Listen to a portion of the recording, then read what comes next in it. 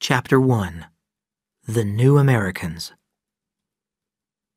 The Salinas Valley is long and narrow, and it lies between two mountain ranges in Northern California. The Salinas River twists and turns through the center until it falls at last into Monterey Bay. I remember the Gabilan Mountains to the east of the valley. They were light and sunny and lovely, and they invited you to climb into their warm foothills. The Santa Lucias stood up darkly against the sky to the west, and they were unfriendly and dangerous. I always loved the east and feared the west, but I don't know why. Maybe it was because the morning came over the peaks of the Gabilans and the night approached from the Santa Lucias. The floor of the Salinas Valley was wide and flat. After a rainy winter, the valley was carpeted with spring flowers of all colors, bright blue and white, burning orange, red, and mustard yellow. In the shade of the oak trees, green plants grew and gave a good smell. In June, the grasses on the hills turned gold and yellow and red. The soil in the valley was deep and rich, but in the foothills it was poor and thin. There were good years, when the rainfall was plentiful, but there were also very bad years. The water came in a 30-year cycle. There would be 5 or 6 wet, wonderful years, followed by 6 or 7 good years. Then came the dry years, when the earth dried and cracked and the streams stopped. The grass was scarce, the cattle grew thin, and a hot, dry wind blew dust down the valley. Then the farmers and the ranchers hated the Salinas Valley. Some families would sell out for nearly nothing and move away. During the dry years, the people forgot about the rich years, and when the wet years returned, they lost all memory of the dry years. It was always that way. The first people who lived in the Salinas Valley were the Indians. They lived on insects, nuts, and shellfish. Then came the soldiers and priests sent by the King of Spain. They explored the land greedily for gold and souls. They made maps and named everything they saw. Buena Vista was a beautiful view, Laguna Seca was a dry lake, and Salinas was white like salt. After that came the Americans, even greedier because there were more of them. They occupied the valley land first, then moved into the foothills. Soon there were wooden farmhouses and growing families wherever there was water. The farmers planted square fields of corn and wheat and long lines of trees to protect the topsoil from the wind. The trails between the farms became roads. Stores and workshops opened along the roads, and little towns grew up around them: Bradley, King City, Greenfield. And this is the way the Salinas Valley was when my grandfather brought his wife and settled in the foothills east of King City. I must depend on stories, old photographs, and memories to tell you the story of the Hamiltons. Young Samuel Hamilton and his wife came from the north of Ireland in around 1870. He was the son of small farmers, not rich, but not poor. They were well educated and well read, and they were related to great families as well as humble ones. I do not know why Samuel left that green land. He was not a political man, so he surely was not a rebel. He was perfectly honest, so it was not the police. In my family, they whispered that he loved a woman who was not his wife. Samuel was good-looking and charming, with very blue eyes. He came to the Salinas Valley with his hard little Irish wife, Liza, who was as humorless as a chicken. She had a strict moral code, and she disapproved of everything that was pleasant. We never knew how Samuel Medad married her. He was a man full of love, but his wife never showed her feelings. When they arrived in the Salinas Valley, all the good land was taken, so they settled on the poor land in the hills to the east of King City. Samuel took one piece of land for himself, one for his wife, and another for their unborn child. Over the years, 9 children were born. 4 boys and 5 girls, and more land was added to the ranch each time. If the land had been good, the Hamiltons would have been rich, but the soil was poor and there was no water, so their cattle stayed thin even in good years. Samuel was full of energy and invention. He built a house and a barn and a blacksmith shop. He was a good carpenter and clever with his hands, but he never made any money. He built a machine for digging wells, and he found water on other men's land, but not on his. And he invented another machine that harvested other farmers' wheat. Other men took Samuel's ideas and made money from them, but he never did. Men came from all over the valley to his blacksmith shop. He repaired their tools and replaced their horseshoes, but he was not a businessman. His customers promised to pay him after the harvest, then after Christmas. Then they forgot, and he did not know how to remind them. Men also came to the blacksmith shop just to visit Samuel. They loved to listen to his rich, deep voice as he talked about the world outside the Salinas Valley. He had a gift for telling stories, and there were always 3 or 4 men standing around him as he hammered. They brought whiskey, too, and drank it away from Mrs. Hamilton's watchful eye. Samuel was a good listener, and people trusted him with their secrets. He had some knowledge of medicine as well, and a gentle touch. He delivered all of his own children, and neighbors often called him to help with a difficult birth. There were not many doctors at that time. Soon all the land was settled in the foothills around the Salinas Valley. It was given by the government to people who agreed to build on it. Many settlers took more land than they needed because in Europe land meant wealth. In California, though, some men owned large farms, but they were still poor.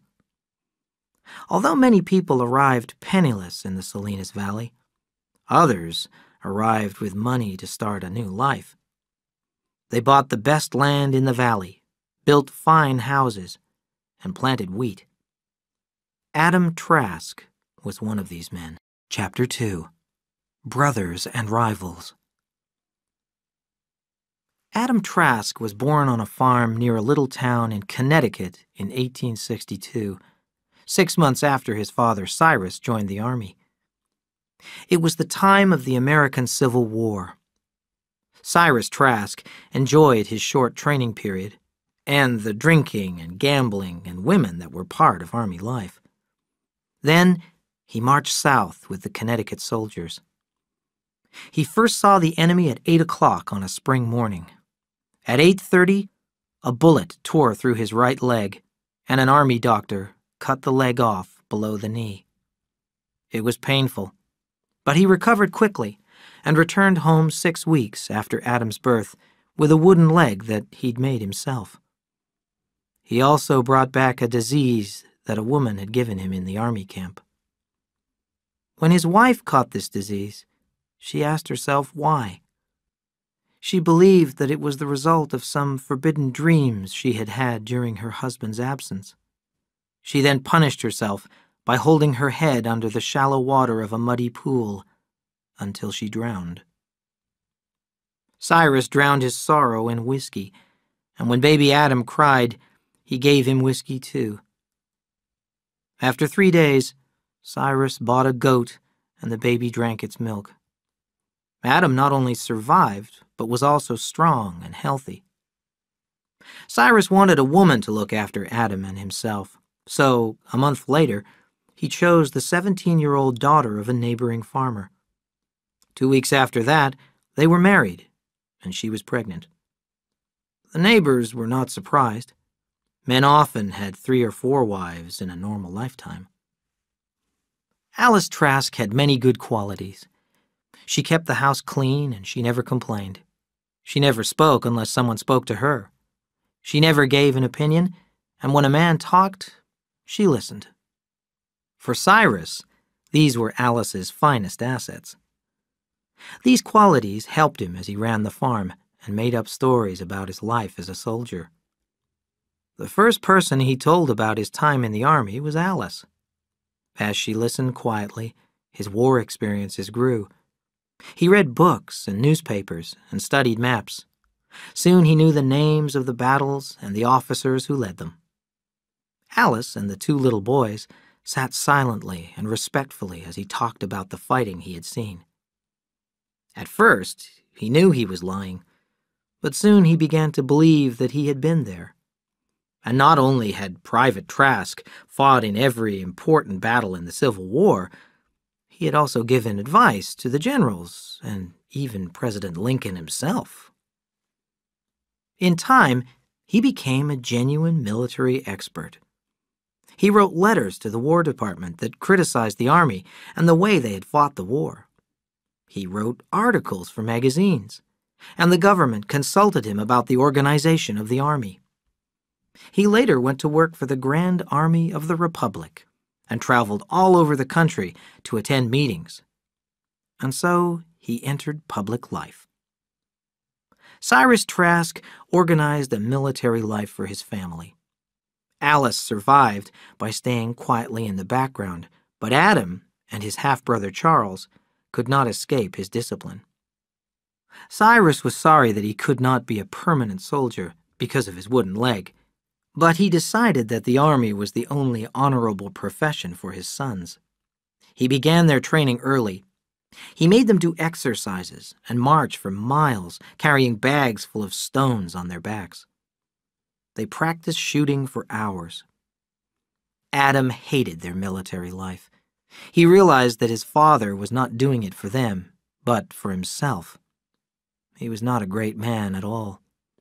Adam was an obedient child, and he wanted to avoid trouble, so he kept these thoughts to himself. His brother Charles was a little more than a year younger than Adam. He was more aggressive, like his father, more athletic, and more competitive. Charles beat Adam easily at any contest, so he preferred to compete with other children. He felt sorry for Adam because he was weak, so he fought other boys who challenged his brother. Adam admired his brother for his strength and intelligence, but they were not close. He never wanted to share his secret thoughts with him. He depended on his brother, but there was no feeling of love. As Adam grew up, he was afraid of one thing in particular. He feared the day he would be sent to the army. His father spoke of it often. "It'll make a man of you," he repeated. Charles was almost a man, and a dangerous man, even at 15. One evening, Adam won a game he was playing with Charles, and his brother beat him until he was unconscious. After that, Adam made sure that he never won at anything. Neither the boys nor Alice ever told Cyrus about the beating, but he seemed to know. In the months that followed, he was gentle with Adam, and he did not punish him anymore. He spoke to him alone every night about the nature of a soldier, and he did not permit Charles to listen. "There are so many things I want to tell you," said Cyrus late one afternoon. "From the day a child is born, he's taught to protect his own life. But when he becomes a soldier, he has to put his life in danger without going mad. If you can face death, then you'll never be afraid again. That's the greatest reward of all. Think about that." "Why don't you talk to Charles about it?" asked Adam. "He'll be a better soldier than I will." "Charles won't be going into the army," replied Cyrus. "He doesn't need to. Charles isn't afraid of anything, so he could never learn anything about courage, and the army would release things in him that should be controlled." Adam complained. "You never punished him. You let him live his own life. You praised him. You didn't hate him. And now you let him stay out of the army." He stopped, frightened of his father's anger. His father did not reply. He walked to the kitchen door and stopped. "You want to know why, don't you?" he said quietly. Well, maybe I shouldn't tell you, but I will. You aren't clever. You don't know what you want. You let other people walk over you. You're weak, and sometimes I think you'll never do anything with your life. But I love you better. I always have. And that's why I hurt you. Now, shut your mouth and go into your supper. I'll talk to you tomorrow night. My leg aches. There was no talk at supper. Adam thought his brother watched him secretly. He finished eating and pushed back his chair. "I'm going for a walk," he said. Charles stood up. "I'll go with you." The two boys walked down the dark road together. "What did he say to you this afternoon? I saw you walking together." "He just talked about the army, like always." Charles moved closer to his brother. "You're lying," he said suspiciously. "He was talking to you the way he talks to his friends. You're trying to take him away from me, aren't you?" Adam backed away, breathing deeply to control his fear. Charles's voice rose. "And what happened on his birthday? I bought him a pocket knife with 3 blades and a pearl handle made in Germany. It cost me 75 cents. Thanks, he said. Just thanks. And where is it now? He never uses it. Did he give it to you?" Adam heard the cold anger in his voice. "And what did you do? You picked up a little dog from the side of the road and you gave it to him. He laughed like a fool and said it'd make a good bird dog. That dog sleeps in his room. He plays with it while he's reading. And where's the knife? Thanks, he said. That's all." Charles spoke in a whisper and his eyes were cold. There was a little smile on his face. Adam jumped back desperately and guarded his face with his hands. Charles drove his fist into Adam's stomach. Adam dropped his hands. His brother hit him methodically in the head, the heart, the nose, the stomach, then the head again. Adam watched Charles through blood and tears, not understanding. Once he swung wildly at Charles, but his brother avoided it easily and continued working like a machine. Pain flashed through Adam's body. He wondered why he was still standing and conscious. Suddenly the darkness came over him and he fell. Charles stood over Adam, breathing hard. Then he turned and walked quickly back toward the house. As consciousness came back quick and frightening to Adam, he heard rapid footsteps on the road. He pushed himself onto his knees, crawled through the long grass at the side of the road, then slid into the wet ditch. The footsteps came close, then stopped. Charles lit a match and looked through the darkness. In his right hand shone a long knife. He moved on and struck another match, and then another. Finally, he gave up and went away. He threw the knife far into a field. Adam crawled out of the water and stood up. He walked slowly back to the house, almost fainting. He stood in the doorway. Cyrus looked at his bloody face in surprise. "Why did he do it?" he asked. "I don't know," said Adam. His father stood up angrily. He grabbed Adam by the arm and squeezed it hard. "Tell me, and don't lie to me."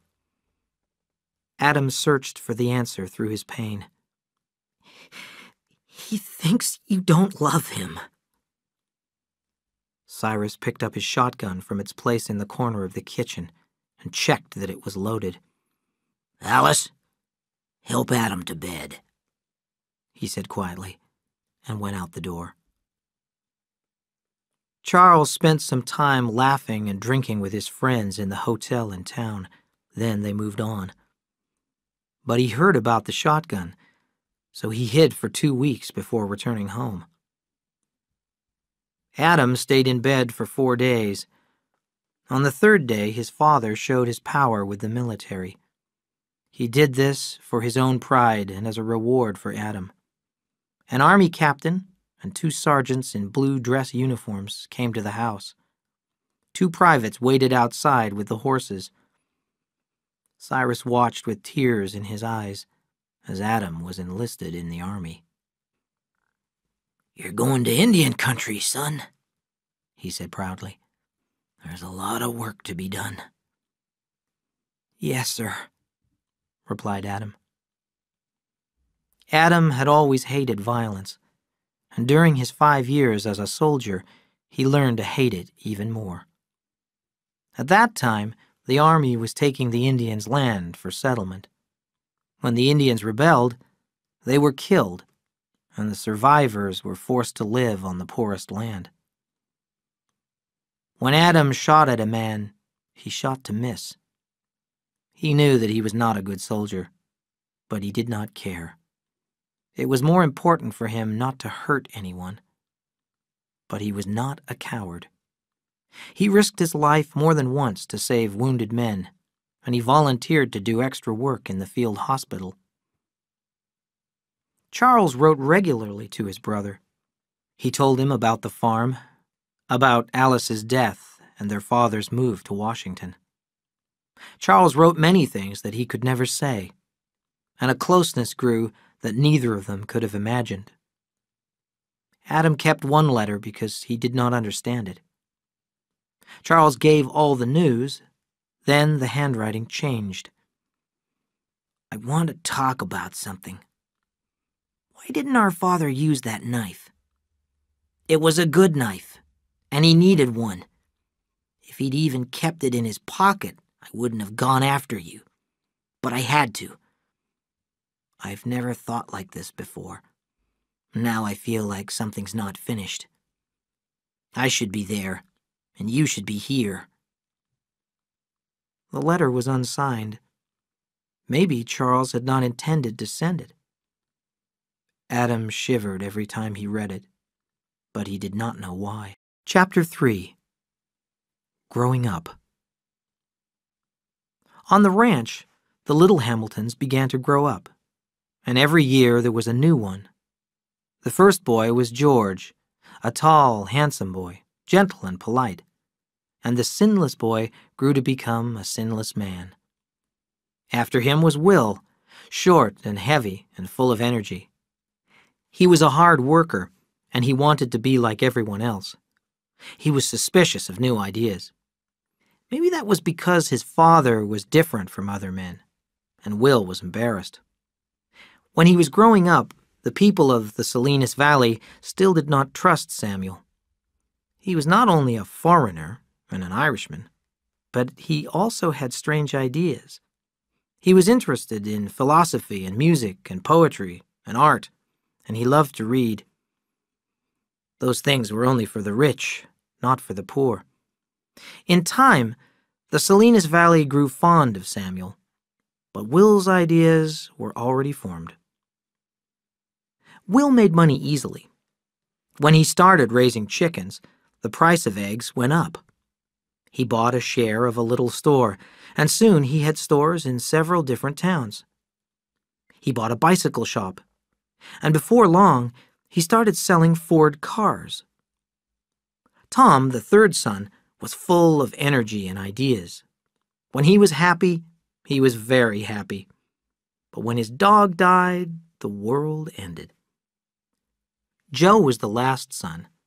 He was lazy, and he preferred daydreaming to working on the farm. When he had failed at every job, his father asked him to look after their 60 sheep.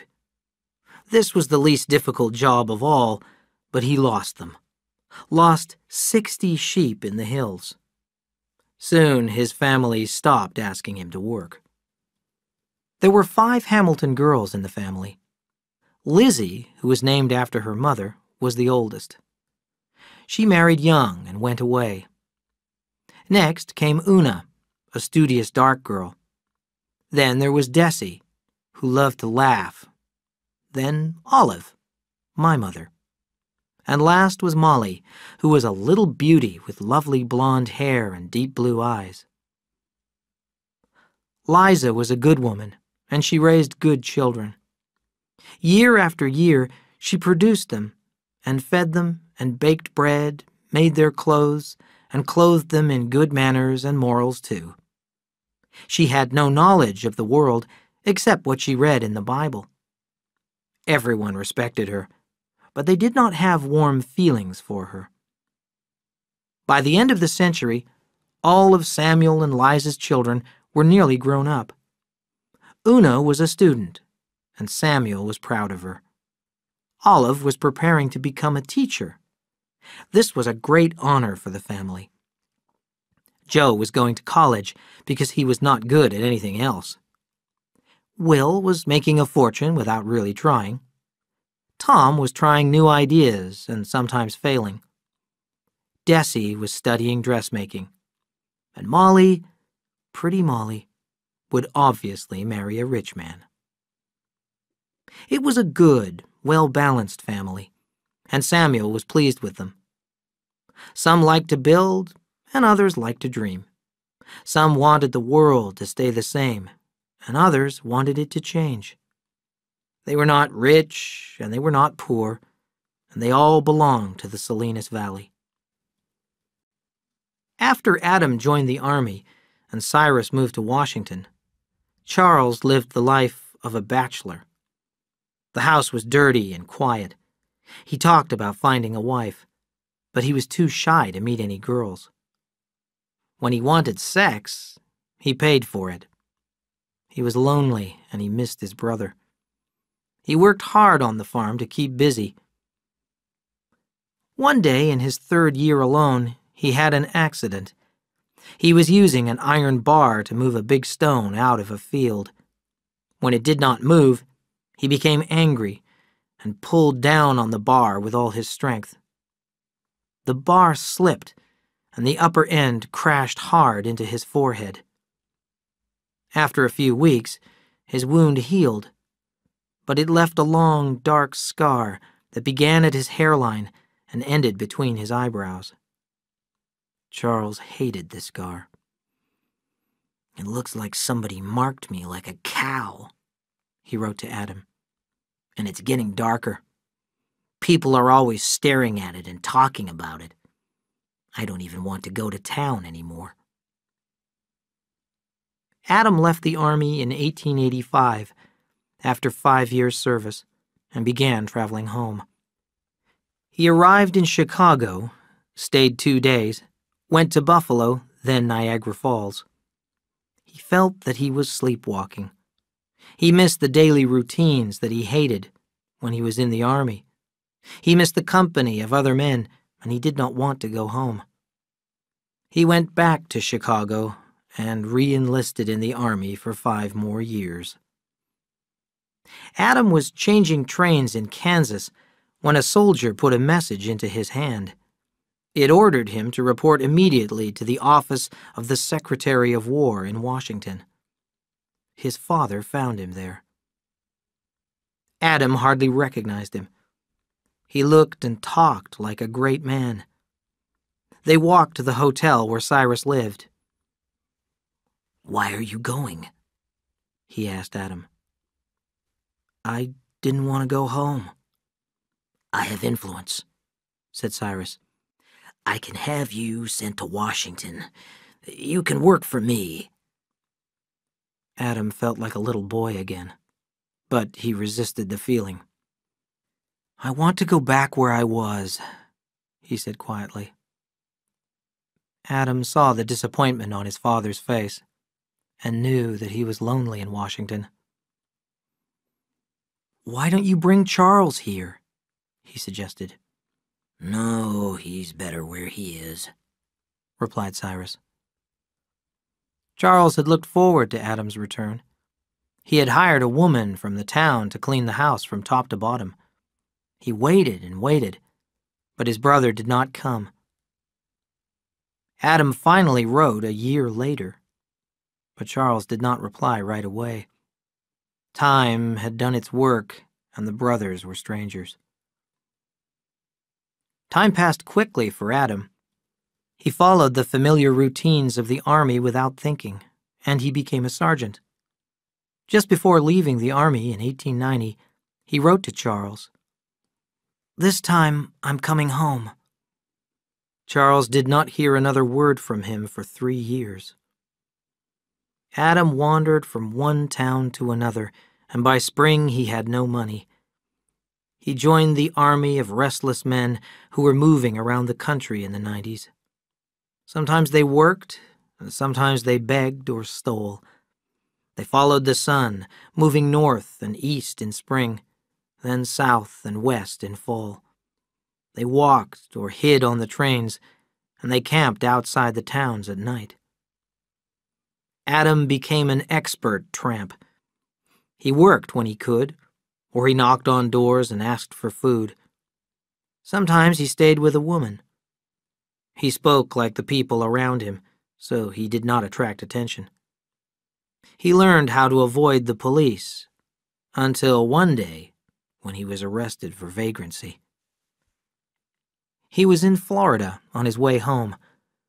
The sheriff's men put him in jail, and the judge sentenced him to 6 months on a road gang. That is how the roads were built in those days.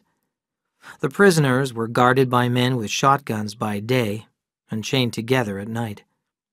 The guards whipped a man if he resisted or rebelled. Adam knew that they were afraid of the men. He had learned from his days in the army that a frightened man is a dangerous man, so he stayed calm at all times. But as soon as they released him, he was arrested again. They gave him 6 more months. During his second 6 months, he completely hid his personality. The guards were not afraid of him, so they trusted him. They put him to work cleaning the camp and filling the water buckets. Then, 3 days before the end of his sentence, he escaped by swimming down the river. He broke into a store 5 days later and stole some clothes. He traveled by night and ate vegetables and fruit from farms. Charles received very few letters, so when a thick letter arrived from a firm of attorneys in Washington, he sat down at the kitchen table and read it carefully. His father was dead. The attorneys were sorry about his father's death, but they were excited too. There was more than $100,000 in Cyrus Trask's bank account. In his will, he had left half to Adam and half to Charles. Charles was puzzled. He did not want to think about it. He wanted Adam to come home. He put the letter into a drawer in the kitchen table, but he kept asking himself the same question. Where had his father got it? A few weeks later, a boy brought him a telegram from the train station. Urgent. Send $100. Coming home, Adam. When Adam came walking out from the village, Charles hurried up to him and shook hands. "Father's dead," said Charles. "I know," replied Adam. "They told me at the station." "It was a big funeral," said Charles. "The vice president was there, and the president sent flowers." He went on talking, but Adam was not listening. He looked at his brother, suddenly amazed. "I'm not afraid of him anymore," he thought. Why not? Was it the army? Or the chain gang? Or father's death? He smiled happily as he spoke. "Charles, I know you want to tell me something, so hurry up and say it." Charles raised his head. "I can't beat him anymore," he thought miserably. "I want to ask you one question first," he said. "Did you love our father?" Adam was surprised, but he decided to answer. "No, I didn't. Sometimes he scared me. Sometimes I respected him. But most of the time, I hated him." Now, tell me why you want to know." Charles shook his head. "I don't understand it. He loved you. He loved everything you gave him. But he didn't love me. Remember that knife I gave him? It's here, in his desk. He didn't even take it to Washington. And that dog you gave him? It was at his funeral. A general was holding it. It was blind, couldn't walk. They shot it after the funeral." "I don't understand," Adam said. "What are you saying?" "I loved him," Charles replied. He began to cry. A little of the old fear came back, so Adam did not go to him. He walked to the open doorway. When Charles spoke again, his voice was tired. "Tell me, do you think our father could have been dishonest?" he asked. "I don't know," Adam said quickly. "No one ever said it.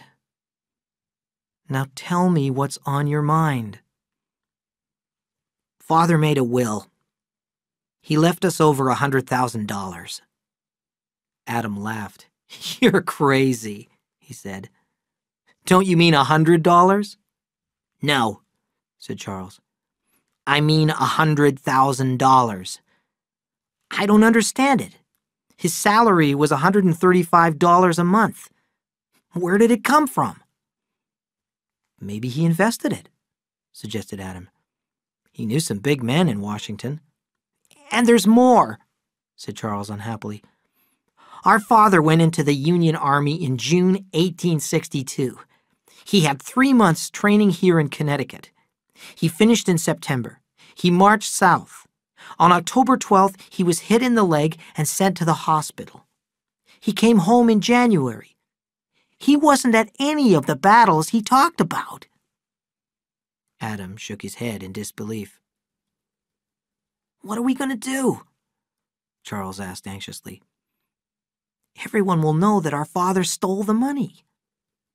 "I don't believe that he stole it," replied Adam. "And I believe that he fought in the war." He thought for a minute. "Anyway, it doesn't matter. We'll use the money well. Maybe we'll stay here, and maybe we'll go to California." "I could never leave here," said Charles. "We'll see," said his brother. "There's no hurry." Chapter 4. An Evil Beauty. There was something wrong with Kathy Ames when she was born, but nobody knew because it was invisible. She was born without kindness or a conscience. She was a pretty child, with lovely golden hair, and she became a pretty woman. She had delicate arms and legs and tiny hands and feet. She spoke softly and sweetly, especially when she wanted something. Her small, heart-shaped face and her wide-apart blue eyes made her look innocent. Nobody could see the evil in her soul. Kathy was a liar, but she did not lie like other children do. Her lies were not daydreams, when a child imagines that something is real. Those lies are harmless. She lied to escape punishment, or work, or responsibility. She was a good liar because she stayed close enough to the truth that one could never be sure. Everyone in the world has hidden desires and vices that they are ashamed of. Most people control these feelings or satisfy them secretly. Kathy knew how to recognize them in other people, and she used this information for her own gain. She was very young when she discovered that sex is the most disturbing urge that humans have, causing feelings of jealousy, pain, and helplessness. And in those days, the subject was unmentionable and unmentioned. Kathy could use her sexual power to control almost anyone. She never felt the blind helplessness of love herself, so she always kept her advantage. She coldly experimented on other people and so developed her power. Kathy was 14 when she entered high school, and she was an excellent student. One of her teachers was a pale, serious young man called James Grew, who had had a religious education and little experience of the world. Then, one day, it was noticed that a flame leaped in him, and some force shone in his eyes. James Grew became a man. He walked on his toes and sang to himself. He was never seen with Kathy, and no relationship was even suspected. And then the flame went out. He was seen in church at night, on his knees. Then James Grew was found lying in the church one morning. He had shot himself in the head. He had left no letter, and nobody knew why he had done it. The whole town was talking about it. At dinner, Kathy sat silently, smiling secretly to herself. Her mother turned to her. "You saw him every day at school, Kathy. Has he seemed sad lately? Did you notice anything?" Kathy looked down at her plate and then up. "I thought he was sick," she said. "Yes, he has looked bad. And somebody at school, I don't remember who, said that he was in some kind of trouble in Boston. I didn't hear what kind of trouble. We all liked Mr. Grew." That was Kathy's method. Soon everyone knew that James Grew had been in trouble in Boston, and nobody could imagine that Kathy had started the rumor. Even Mrs. Ames had forgotten where she heard it. Soon after her 16th birthday, a change came over Kathy. One morning she did not get up for school. Her mother went into her room and found her in bed, staring at the ceiling. "Hurry up," she said. "You'll be late." "I'm not going to school," Kathy said calmly. "I'm never going to school again." Her mother's mouth fell open. "What do you mean? What are you going to do?" "I don't know yet," said Kathy. "I think I'll go away." "You wait until your father comes home." Kathy turned her head very slowly and looked at her mother. Her eyes were expressionless and cold. And suddenly Mrs. Ames was afraid of her daughter. She went out quietly and closed the door. That evening, Mr. Ames, hating what he had to do, gave a lecture to his daughter. He spoke of her duty to her parents. Toward the end of his speech, he noticed that she was not listening. He became angry and began to threaten her. He reminded her that she was under the authority of her parents and the state and God. He had her attention then. She stared straight into his eyes, and he had to look away. He threatened to whip her if she did not obey him. At the end, his threats weakened. "I want you to promise that you'll go to school tomorrow," he said. Her face was expressionless. "All right," she said. In the morning, she was gone. Her father put on his hat and walked quickly to the train station. The station agent was certain. Kathy had taken the early morning train to Boston. Mr. Ames brought her back and gave her the first whipping of her life. "Now, will you ever do that again?" he said. "No, oh no, forgive me," Kathy said. She turned away so her father could not see that there were no tears in her eyes. There seemed no doubt that it was what Kathy needed. Even in school, she was changed. Always she had been a good student, but now she began to make plans for the future. She talked to the principal about taking the examinations for her teaching certificate a year early. In the weeks that followed, she helped her mother in the kitchen and offered to help more than was needed. A childlike smile was constantly on her lips while she made her preparations. She had all the time in the world. She cleaned the basement and put newspaper in all the cracks where the air came in. She fixed all the doors so they opened and closed quietly, and put oil in the locks so they turned easily. She filled the lamps from a big can of lamp oil she kept in the basement. And it was not only at home either. She went to the factory to visit her father, and he was amazed at her questions about business. "She's smarter than some men I could name," he thought proudly. "She might be running the business one day." He explained about the loans and the billing and the pay, and he showed her how to open the safe. One day when she returned home from school, her mother met her at the front door. "Kathy, I have to go out," she said. "Your father wondered if you would go to the bank, pick up the pay for the workers, and take it to the factory." "I'd like to," said Kathy. The fire broke out at about 3 o'clock the next morning. The Ames house went up like a rocket. By the time it was noticed, there was nothing left. When the volunteer firemen dug through the coals, they found what remained of Mr. and Mrs. Ames. But there was neither tooth nor bone where Kathy's room had been. When the accountant went to the factory, he found the safe open and papers scattered all over the floor. A broken window showed how the thief had entered. He returned to the house with this news. "The fire wasn't an accident." Fear and anger spread through the crowd that had gathered. And where was Kathy? Had she been taken away? They searched the fields and lakes for her body, but they found nothing. They questioned the wandering men who were traveling by road and by rail, but soon they stopped looking. What could they do? They couldn't prove anything without a body. I don't know how Kathy Ames heard about Mr. Edwards, but it was not very difficult for a girl to find him. Mr. Edwards was a successful businessman. He lived in a big house in a good neighborhood of Boston with his wife and 2 children.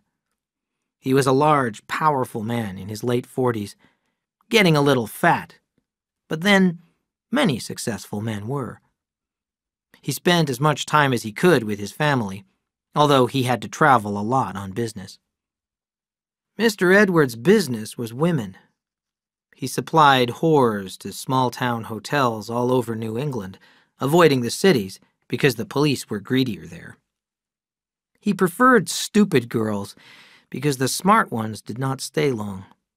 They opened their own houses or married rich men. He did not want very pretty girls either.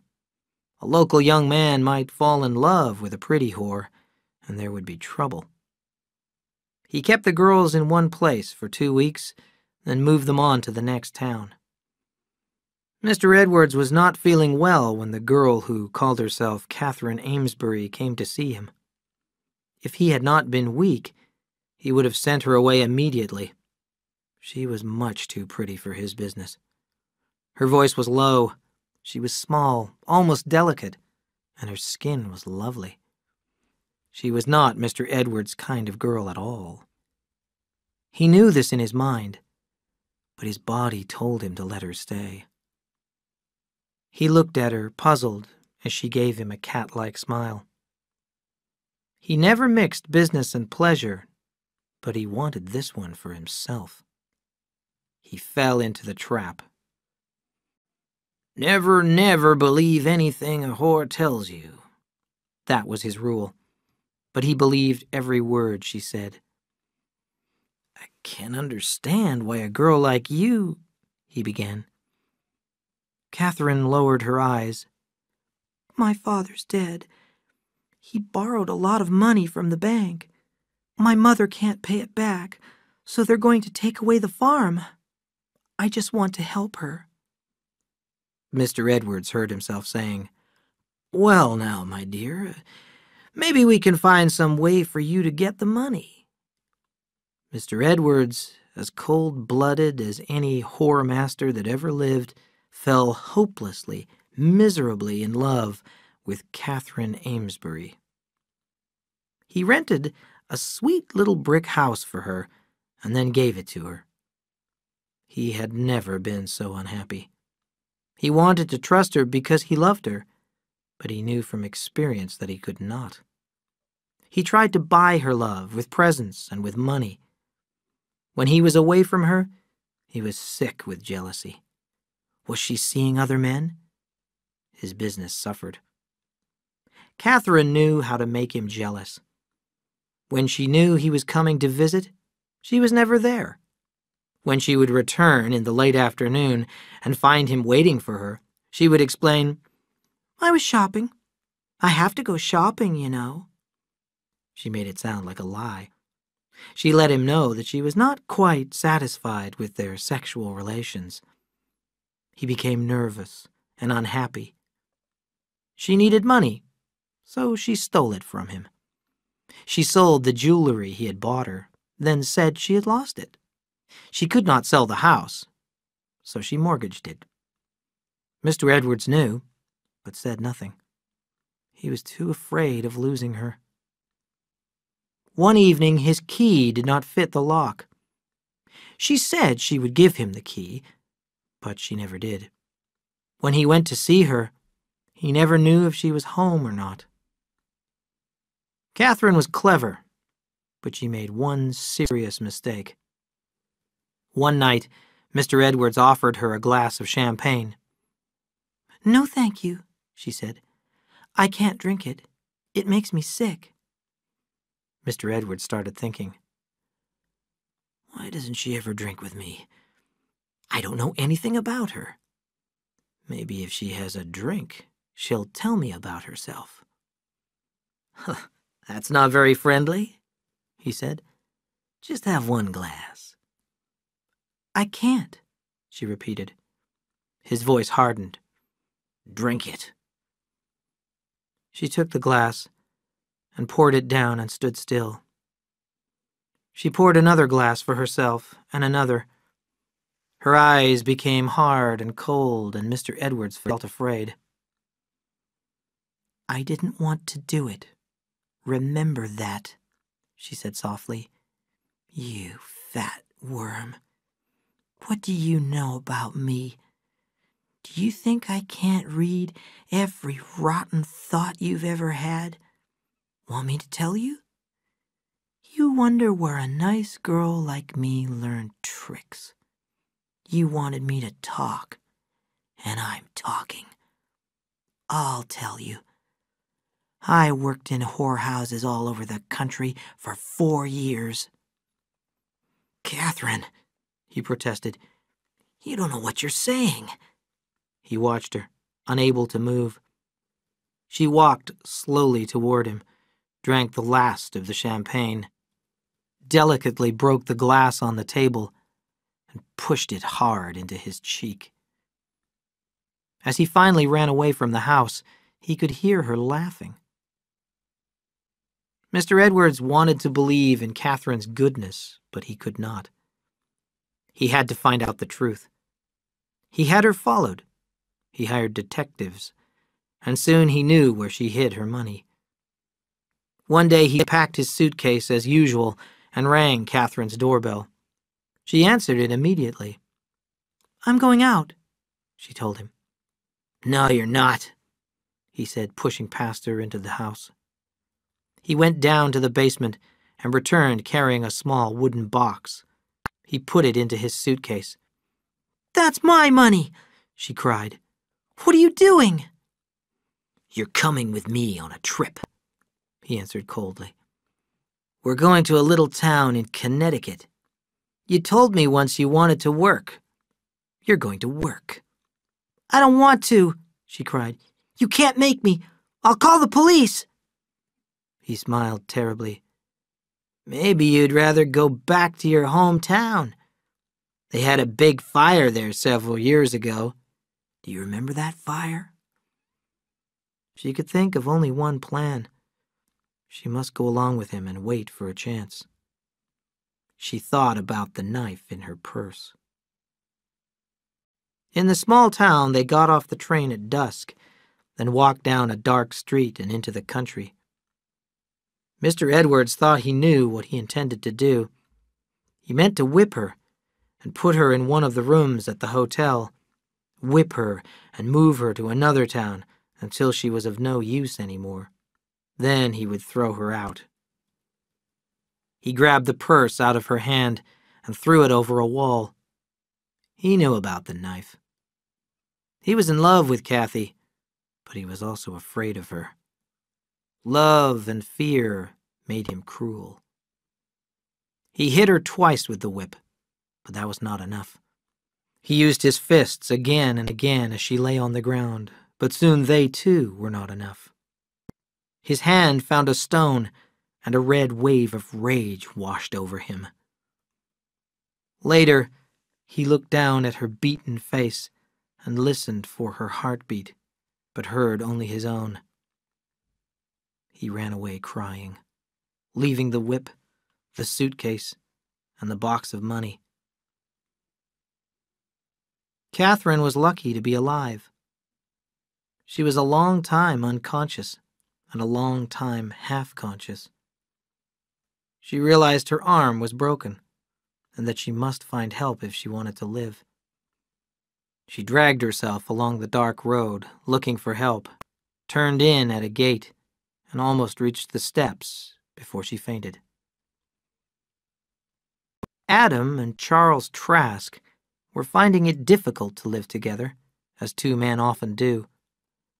For the first few months after their father died, they were busy investing his money. They went to Washington to visit his grave. Then they did not talk about him anymore. They followed the same routine every day. Charles got up at 4:30 every morning and worked outdoors. Adam kept the house clean and did the accounts. They talked about old times and the times when they were apart. They argued about little things and lost their tempers. There were long, ugly silences. Then they were too polite to each other. Then their anger flashed again. When Adam could not stand it anymore, he would leave for some time. 8 months in Boston, 2 years in South America. But he always returned, and the brothers fell back into their old ways. One day was the same as another, and the years passed slowly. But Adam was still restless. One morning he asked Charles, "Why are we working so hard? You've bought the farm next door, and 4 buildings, and the hotel in town. Did you ever think that we have enough money to do anything we want to do? We could go to Europe. We could walk around Paris." Charles was not listening. "What's that noise?" he said. He opened the kitchen door. A dirty bundle of rags and mud was slowly trying to crawl up the steps. There was a muddy face with cracked lips and eyes looking out of blackened and swollen eyelids. There was a deep cut in the forehead, and blood ran back into the knotted hair. Adam kneeled beside the figure. "Come on, let's get her in," he said. "Here, look out for that arm. It looks broken." She fainted when they carried her into the house. "Put her in my bed," said Adam. "Now, I think you'd better go for the doctor. I'll stay here with her." She was very badly hurt. Her arm was broken, as well as several other bones. Her jaw was cracked, and she had lost all the teeth on the left side. The bone was also cracked under the cut on her forehead. The doctor did what he could and gave her some drugs for the pain. "Someone tried to kill her," he said to Adam and Charles.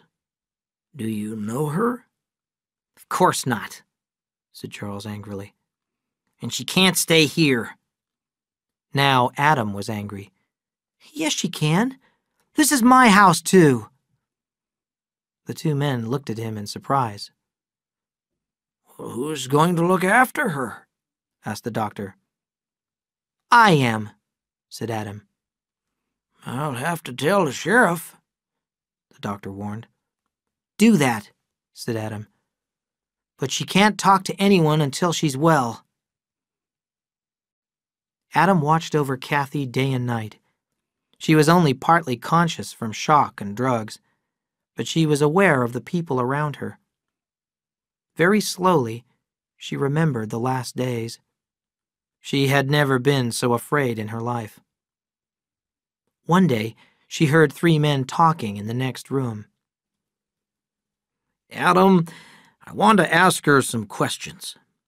"Leave her alone, Sheriff. She can't talk. Her jaw is broken." "Give her a pencil and paper," suggested another voice. "She can write the answers." Kathy's mind worked quickly. "Why is the sheriff here?" she asked herself. "Does he know about the fire?" The man called Adam wanted to protect her, but the others were not on her side. Not yet. They came into the room. "I'm the sheriff, miss," said the tallest man. "I want to ask you some questions. Can you write on this paper?" Kathy painfully nodded yes. "What's your name?" She closed her eyes and wrote, "I don't know," in huge letters. The sheriff gave her a fresh piece of paper. "Here. Now, what do you remember?" Kathy's hand moved slowly across the page. "All black. Can't think." Her face became tragic. "Help me," she wrote. "You poor child. I'll leave you alone now," said the sheriff. "He's on my side now," she thought, "but the other man isn't." Charles was watching her and rubbing the dark scar on his forehead. Their eyes met. "You'll have one just like mine," he said. She smiled at him, and he looked away. Adam had never been so happy. He did not know her name, but it was not important. "Call me Kathy," she had said. He cooked for her, and soon she was recovering well. One day, she and Charles were alone in the house. "Why don't you like me?" she asked him. "Because I don't trust you," Charles replied. "I don't believe you lost your memory. I think you're a devil, and I don't want you in the house anymore." "What are you going to do?" she asked. "If you don't leave, I'll talk to the sheriff," he replied. "I heard you talking in your sleep when you took all those drugs. I know a lot about you." Now Kathy was frightened. What could she do? She had to find a plan. "Adam, I'm alone and afraid," she cried when he returned. "And your brother wants me to leave." She smiled weakly. She's so helpless, Adam thought. He felt a rush of love. He took her hand. "Will you marry me?" She held his hand tightly. "Please, let me think about it," she whispered. "And please don't tell your brother." Kathy had already thought about marrying Adam. "He's rich, and he'll protect me," she thought. "And I can control him. But I must never lose control of myself." She shivered as she thought of Mr. Edwards. "I'll never do that again." 5 days later, Adam and Kathy went into town and were married by a judge. "I thought she was gone," said Charles when they returned. "We got married," said Adam. "What?" shouted Charles. Kathy went into the bedroom. "You're crazy. She's no good. She's a whore." "Charles," Adam said angrily, "don't talk about my wife like that." "Wife?" said Charles. "That's not a wife. That's an alley cat. I won't live under the same roof as her." "You won't have to," replied Adam. "You can buy my half of the farm. We're leaving." Charles went out and banged the door behind him. Kathy made 2 cups of tea and took them into the bedroom. "Don't worry," said Adam. "We're going to California." I don't want to go to California, said Kathy. You're my wife, said Adam softly. I want you to come with me. Kathy lowered her eyes. Adam, I can't really be your wife until I'm well. I know, he said. I'll wait. He finished his tea. My tea has a funny taste. Does yours? Oh, no, she cried. You took the wrong cup. That one had my sleeping medicine in it. Adam was fast asleep when his brother came home drunk. Charles threw off his clothes, got into bed, and tried to get comfortable. When he opened his eyes, Kathy was standing by his bed.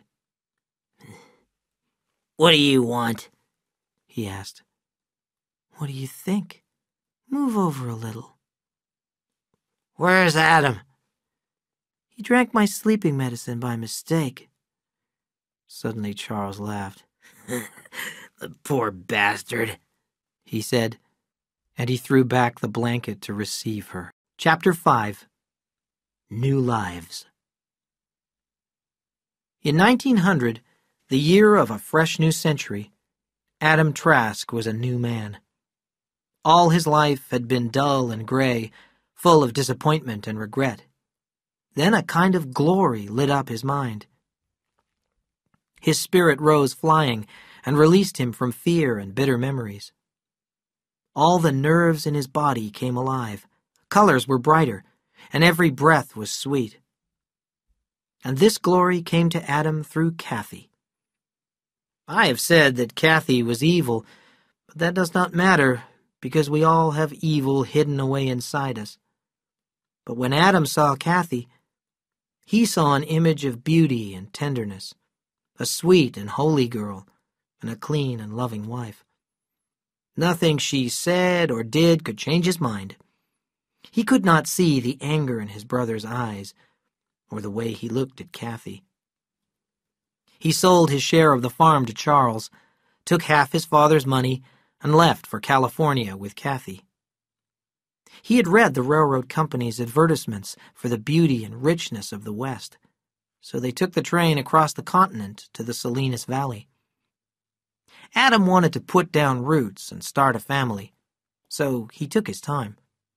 He bought a horse and carriage and drove happily from farm to farm, talking to the earlier settlers about soil and water, climate and crops, prices and equipment.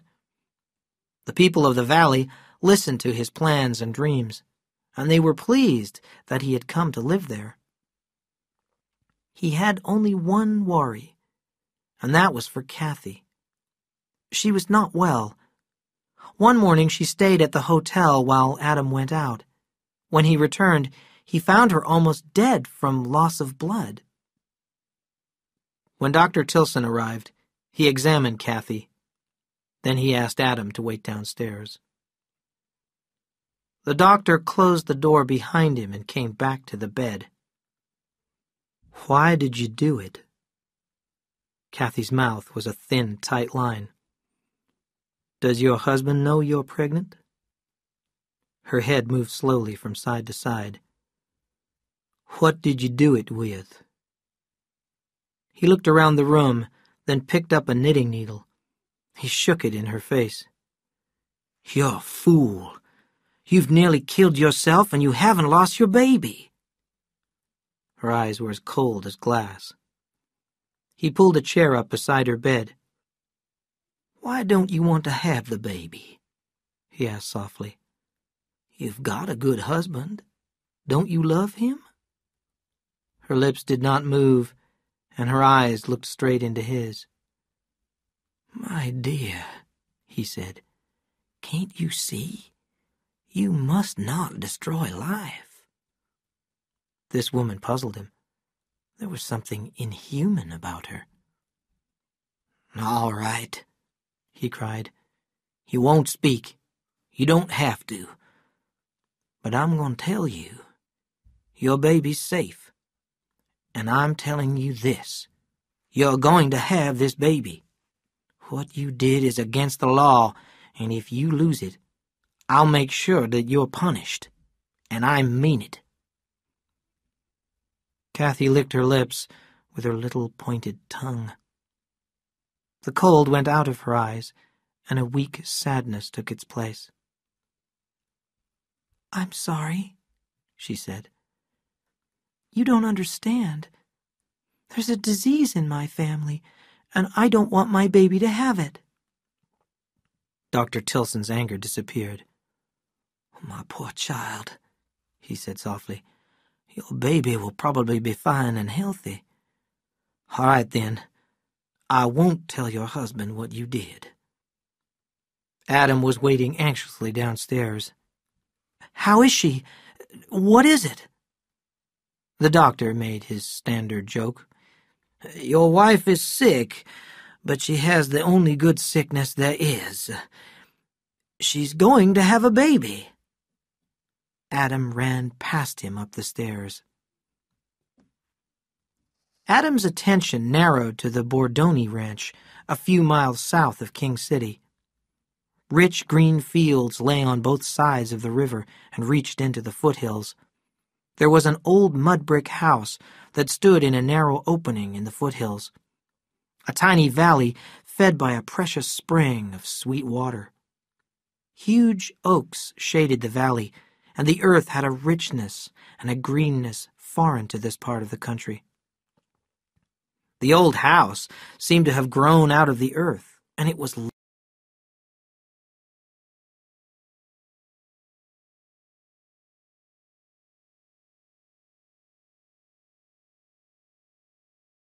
Adam Trask refused to buy in a hurry, and Bordoni was asking a high price, pretending not to care whether he sold or not.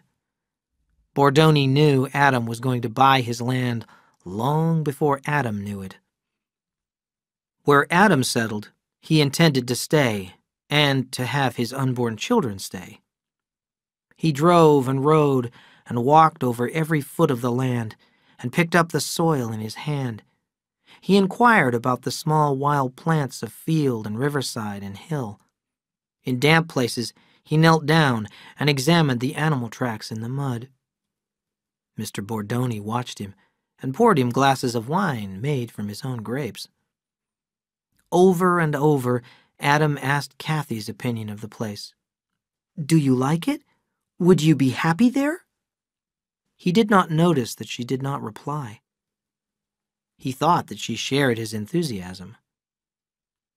He spoke about it to the men who gathered in the King City Hotel.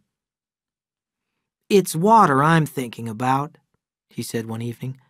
"I want to farm this land. I wonder how deep you'd have to dig to bring in a well." "Ask Sam Hamilton," said a rancher. "He knows all about water. I'll take you to see him tomorrow." The two men drove the horse cart past the wooden house to the blacksmith shop. Adam saw a big man with a white beard and laughing blue eyes. He wore clean work clothes, but his hands were black. "This is Mr. Adam Trask from the East," said the rancher. "He's come here to settle." "I'm glad," said Samuel. "He's brought you a little present," continued the rancher. Samuel looked quickly toward the house. "You can bring it into the shop, but don't let the sun shine on it," he said. The three men sat down and passed around the bottle. "I want to ask you about water," said Adam. "I can find water nearly everywhere except on my own land," replied Samuel. "I'll come and look at it." The next day, Adam drove out and shook hands with Bordoni, and the ranch was his. Adam sat like a contented cat on his land. He looked at the green line of trees along the river, then over the golden fields on the other side to the rounded foothills. The gardener planted vegetables and channeled the spring to water it. The workers were building a new barn for the animals he wanted to keep. He had come to start a family and to stay, and he wanted the best of everything. In the corner of his room, there was a pile of advertisements for farm machinery, seeds, and fruit trees. He was glad now that his father had left him a rich man. When he remembered his father's house, the farm, the town, and his brother's face, everything was black. He shook off the memories and planned for the future. He was also happy in the present. When he saw Kathy sitting in the sun, her baby growing inside her, he was filled with joy. If Adam was like a contented cat, Kathy was cat-like too. She knew how to wait. She did not want to be married. She did not want to be in California, and her pregnancy was an accident. She spoke when Adam spoke to her, but she was not interested in his plans. She did not intend to stay. The Chinese cook, Lee, came near her chair under a tall oak tree. "Missy likey tea?" he asked politely. "Yes," she replied, looking at him carefully. She could read any man's mind, but not his. His face was lean and pleasant, and he had a broad, intelligent forehead. His long black hair was tied back with a piece of black silk. He wore narrow cotton pants, flat black shoes, and a blue Chinese jacket. Kathy looked suspiciously at Lee as he left. She was not afraid of him, but he made her uncomfortable. Later that summer, Adam sent Lee to the Hamilton place with a note for Samuel. Adam asked him to come and talk about digging a well for him. Samuel sat in the carriage with Lee, and his old horse followed behind them. "What's your name?" Samuel asked. "Lee. Got more name. Lee father's family name. Call Lee." "I've read a lot about China. Were you born in China?" "Born here." Samuel was silent for a long time. "Lee, why do you talk like that?" Lee grinned. "Me talkie Chinese talk." Samuel shook his head. "You don't have to talk like that, Lee. Maybe you have your reasons. Anyway, it's not my business." Lee smiled. "I talk like that because I'm Chinese and I'm a servant. People don't expect me to speak good English." "But why are you a servant?" asked Samuel. "There's nothing wrong with being a servant," replied Lee. "A servant is fed, clothed, and protected, so he doesn't worry about anything. And it's a position of power. A good servant can control his master. He can make him afraid or make him happy." As they approached Adam's house, Lee turned to Samuel. "Please don't talk this way when other people are listening. It would confuse them." "All right," said Samuel. "But isn't it a lonely life?" "Yes, it is," replied Lee. "I'm thinking of moving to San Francisco. I'd like to start a bookstore. I probably won't do it, though. I've gotten used to being a servant."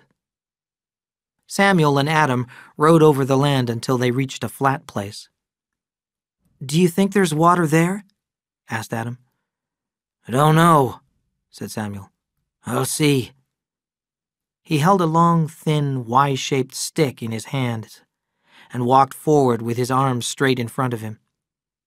Adam watched the end of the stick. First it moved up and down just a little. Samuel walked forward, then back, then turned. Then the stick seemed to be pulled down toward the ground. "I can get water here," Samuel said, "and it isn't very deep." "Good," said Adam. "I want you to dig wells for me and pump the water. I want to make a garden here. Remember, my name is Adam, and I've never had an Eden." "That's a good reason," said Samuel. "What does Eve think?" "She'll be pleased with anything I do," said Adam. "Her name is Kathy. I want the water so I can make a beautiful garden for her. I want to repay her for making me so happy." When they returned to the house, Lee had prepared a cold supper. They waited at a table outside under an oak tree until Kathy came out. She looked at Samuel and Adam without speaking. "You haven't met Mr. Hamilton, dear," said Adam. "How do you do?" said Kathy, and shook his hand. "I'm glad to meet you," replied Samuel. Samuel looked into her eyes, but they communicated nothing. There was a heavy silence at the table as they ate. Samuel made a few attempts at conversation, but finally gave up. Something was wrong, and he finished his supper quickly. "Ma'am, if you'll excuse me, I'll ride off home," he said. "Thank you for your kindness." Adam jumped to his feet. "Please, come back soon. I want you to start the wells. Kathy, this will be the most beautiful place in the world." "That will be nice," said Kathy, but her face showed no emotion. Samuel shivered when he saw it. He said good night and quickly rode away. After he left, Kathy said, "Adam, I didn't want to come here. I am not going to stay here." "Oh, nonsense," he laughed. "You'll get used to it, and you'll love it. Everything will change when the baby is born. You'll see." Samuel Hamilton rode back home in the moonlight. There were shadows and the sounds of night creatures all around him, and he felt a strange sadness. He thought about Adam and Kathy. Do I envy them? No, it isn't that. It's Kathy. But what about her? Her eyes. I've seen those eyes before. But where? Samuel went back in his mind to when he was a small boy in Ireland. He was with his father in a big city. A crowd had gathered where a man was going to be hanged. The man looked into Samuel's eyes. His eyes had no depth. They were not like other eyes, not like the eyes of a man. They were like a goat's eyes. Now Samuel knew. I've seen eyes like that only twice in my life, he thought. But then he felt guilty that he had such ugly thoughts about Kathy. I'll do everything I can to help with the Salinas Valley Eden, he promised himself. Kathy sat quietly in her chair under the oak tree, waiting for her pregnancy to be over, living on a farm she did not like, with a man she did not love. Her stomach grew very big, but the rest of her body was unchanged.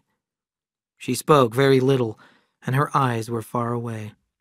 It was as if she had gone away, leaving an empty shell in her place. There was activity all around her. Adam was happily planning his Eden. Samuel and his sons Tom and Joe dug the first well to 40 feet and lined it with expensive new metal, since Adam wanted the best. They moved to another place and started another hole. They slept in a tent beside the work and cooked over a campfire.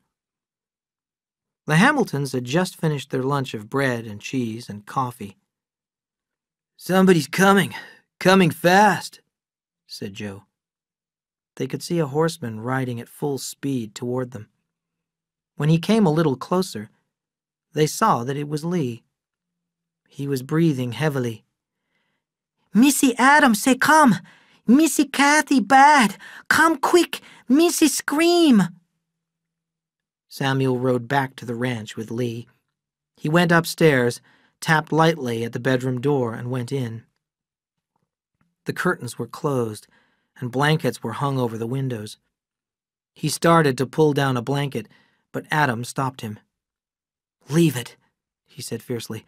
"The light hurts her eyes." Samuel pulled down the blanket and let in the golden afternoon light. "Adam," he said firmly, "I'm going to ask you to go out of the room and stay out." He turned the key in the lock. "He's upset," he said to Kathy.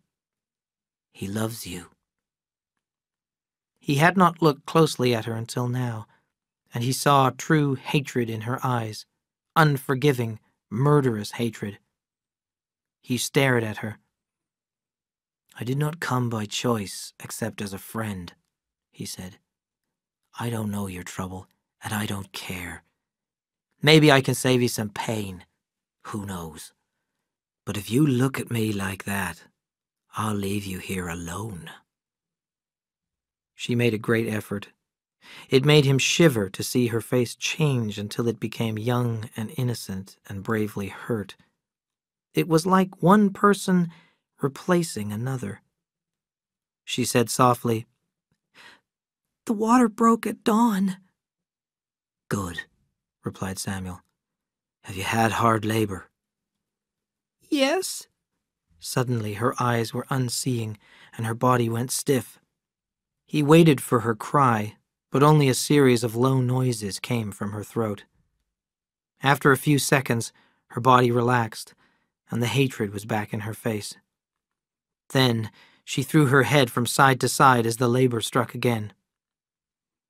Good, good, my dear," he said. "I think it won't be long until your baby's here." He put his hand on her forehead, where her scar showed dark and angry. "How did you get that hurt on your head?" he asked. Her head came up suddenly, and her sharp teeth closed on his hand. He cried out in pain and tried to pull his hand away, but her head twisted and turned. He hit her across the cheek, but it had no effect. Automatically, he did what he would have done to stop a dogfight. His left hand went to her throat, and he cut off her breath. She struggled and tore at his hand before her jaws relaxed, and he pulled his hand free. The flesh was torn and bleeding. He stepped back from the bed and looked at the damage. He looked at her with fear, and when he looked, her face was calm again and young and innocent. "I'm sorry," she said quickly. "It was the pain." Samuel laughed shortly. "Huh, I had a dog that did that once," he said. The hatred came briefly back into her eyes. "I'd better put something on it. Humans are more poisonous than snakes. Have you got any whiskey?" "In the second drawer." He splashed whiskey on his bleeding hand and rubbed it in. He was shaking, and he felt sick, and he was afraid to look back at the bed. He took a swallow of whiskey to steady himself. Samuel told Adam afterwards, "The birth happened before I was ready. Popped out like a seed. I didn't have the water ready to wash him." He pulled the door open, called Lee, and demanded warm water. When he returned, he pointed to a bundle in a laundry basket. "Wash him, Lee," he said, "and don't let him get cold." Samuel turned back to the bed. "Now, dearie, I'll get you cleaned up." He saw something, stared, and went quickly to work. "My God, it's another one." Like the first birth, the second was very quick. Lee took the second baby, washed it, wrapped it, and put it in the basket. "You have 2 sons," Samuel said. "2 fine sons. They aren't alike. Each one was born separately. I'll show them to you." "No," Kathy said coldly. "I don't want them. Take them out of the room and send Adam in." In a moment came the sound of tapping from the bedroom. Adam was nailing the blankets over the windows again. For a week, Kathy rested and gathered her strength. On Saturday, she stayed in her bedroom all morning. Adam tried the door and found it locked. "I'm busy," she called, and he went away. In the late afternoon, she sent Lee to King City to buy a baby bottle. Then she went back to her room as evening fell. At 7:30, Adam knocked. "I've got you some supper, dear," he said. The door opened as if she had been standing waiting. She was dressed in her neat traveling dress, with a jacket and big black buttons. On her head was a wide black hat. Adam's mouth dropped open. She gave him no chance to speak. I'm going away now. Kathy, what do you mean? I told you before. I'm going. The babies! Throw them in one of your wells. He cried in alarm. Kathy, you're sick. You can't go. Not from me. I can do anything to you. You're a fool. He heard the word through his confusion. Without warning, his hands reached for her shoulders and pushed her backwards. As she lost her balance, he took the key from inside of the door, shut the door, and locked it. He stood breathing heavily with his ear close to the door, and a sickness poisoned him. A drawer opened, and a thought leaped in him. She's going to stay. He jumped as her voice came through the door. Dear, I didn't know you would feel that way. I'm sorry, Adam. His hand trembled, trying to turn the key, and it fell out on the floor after he had turned it. He pushed the door open. She stood 3 feet away. In her right hand she held his gun, and it was pointed at him. He took a step toward her, and he saw it was ready to fire. She shot him. The heavy bullet struck him in the shoulder and tore out a piece of bone, and he fell to the floor. She moved slowly toward him, cautiously, as if he were a wounded animal. He stared up into her eyes, which inspected him without interest. She threw the gun on the floor beside him and walked out of the house. He heard her steps on the dry oak leaves on the path, and then he could hear her no more. But he could hear the cry of the twins, wanting their dinner. He had forgotten to feed them. Horace Quinn was the new deputy sheriff assigned to look after things around King City. When he heard that Adam Trask had been shot, he left for the ranch right away. There was no sound and no movement as he rode in under the oaks. All the workers had been sent away. Adam lay in the big bed where the twins had been born. He was leaning against a big pile of pillows, and a thick, homemade bandage covered the left side of his chest and his shoulder.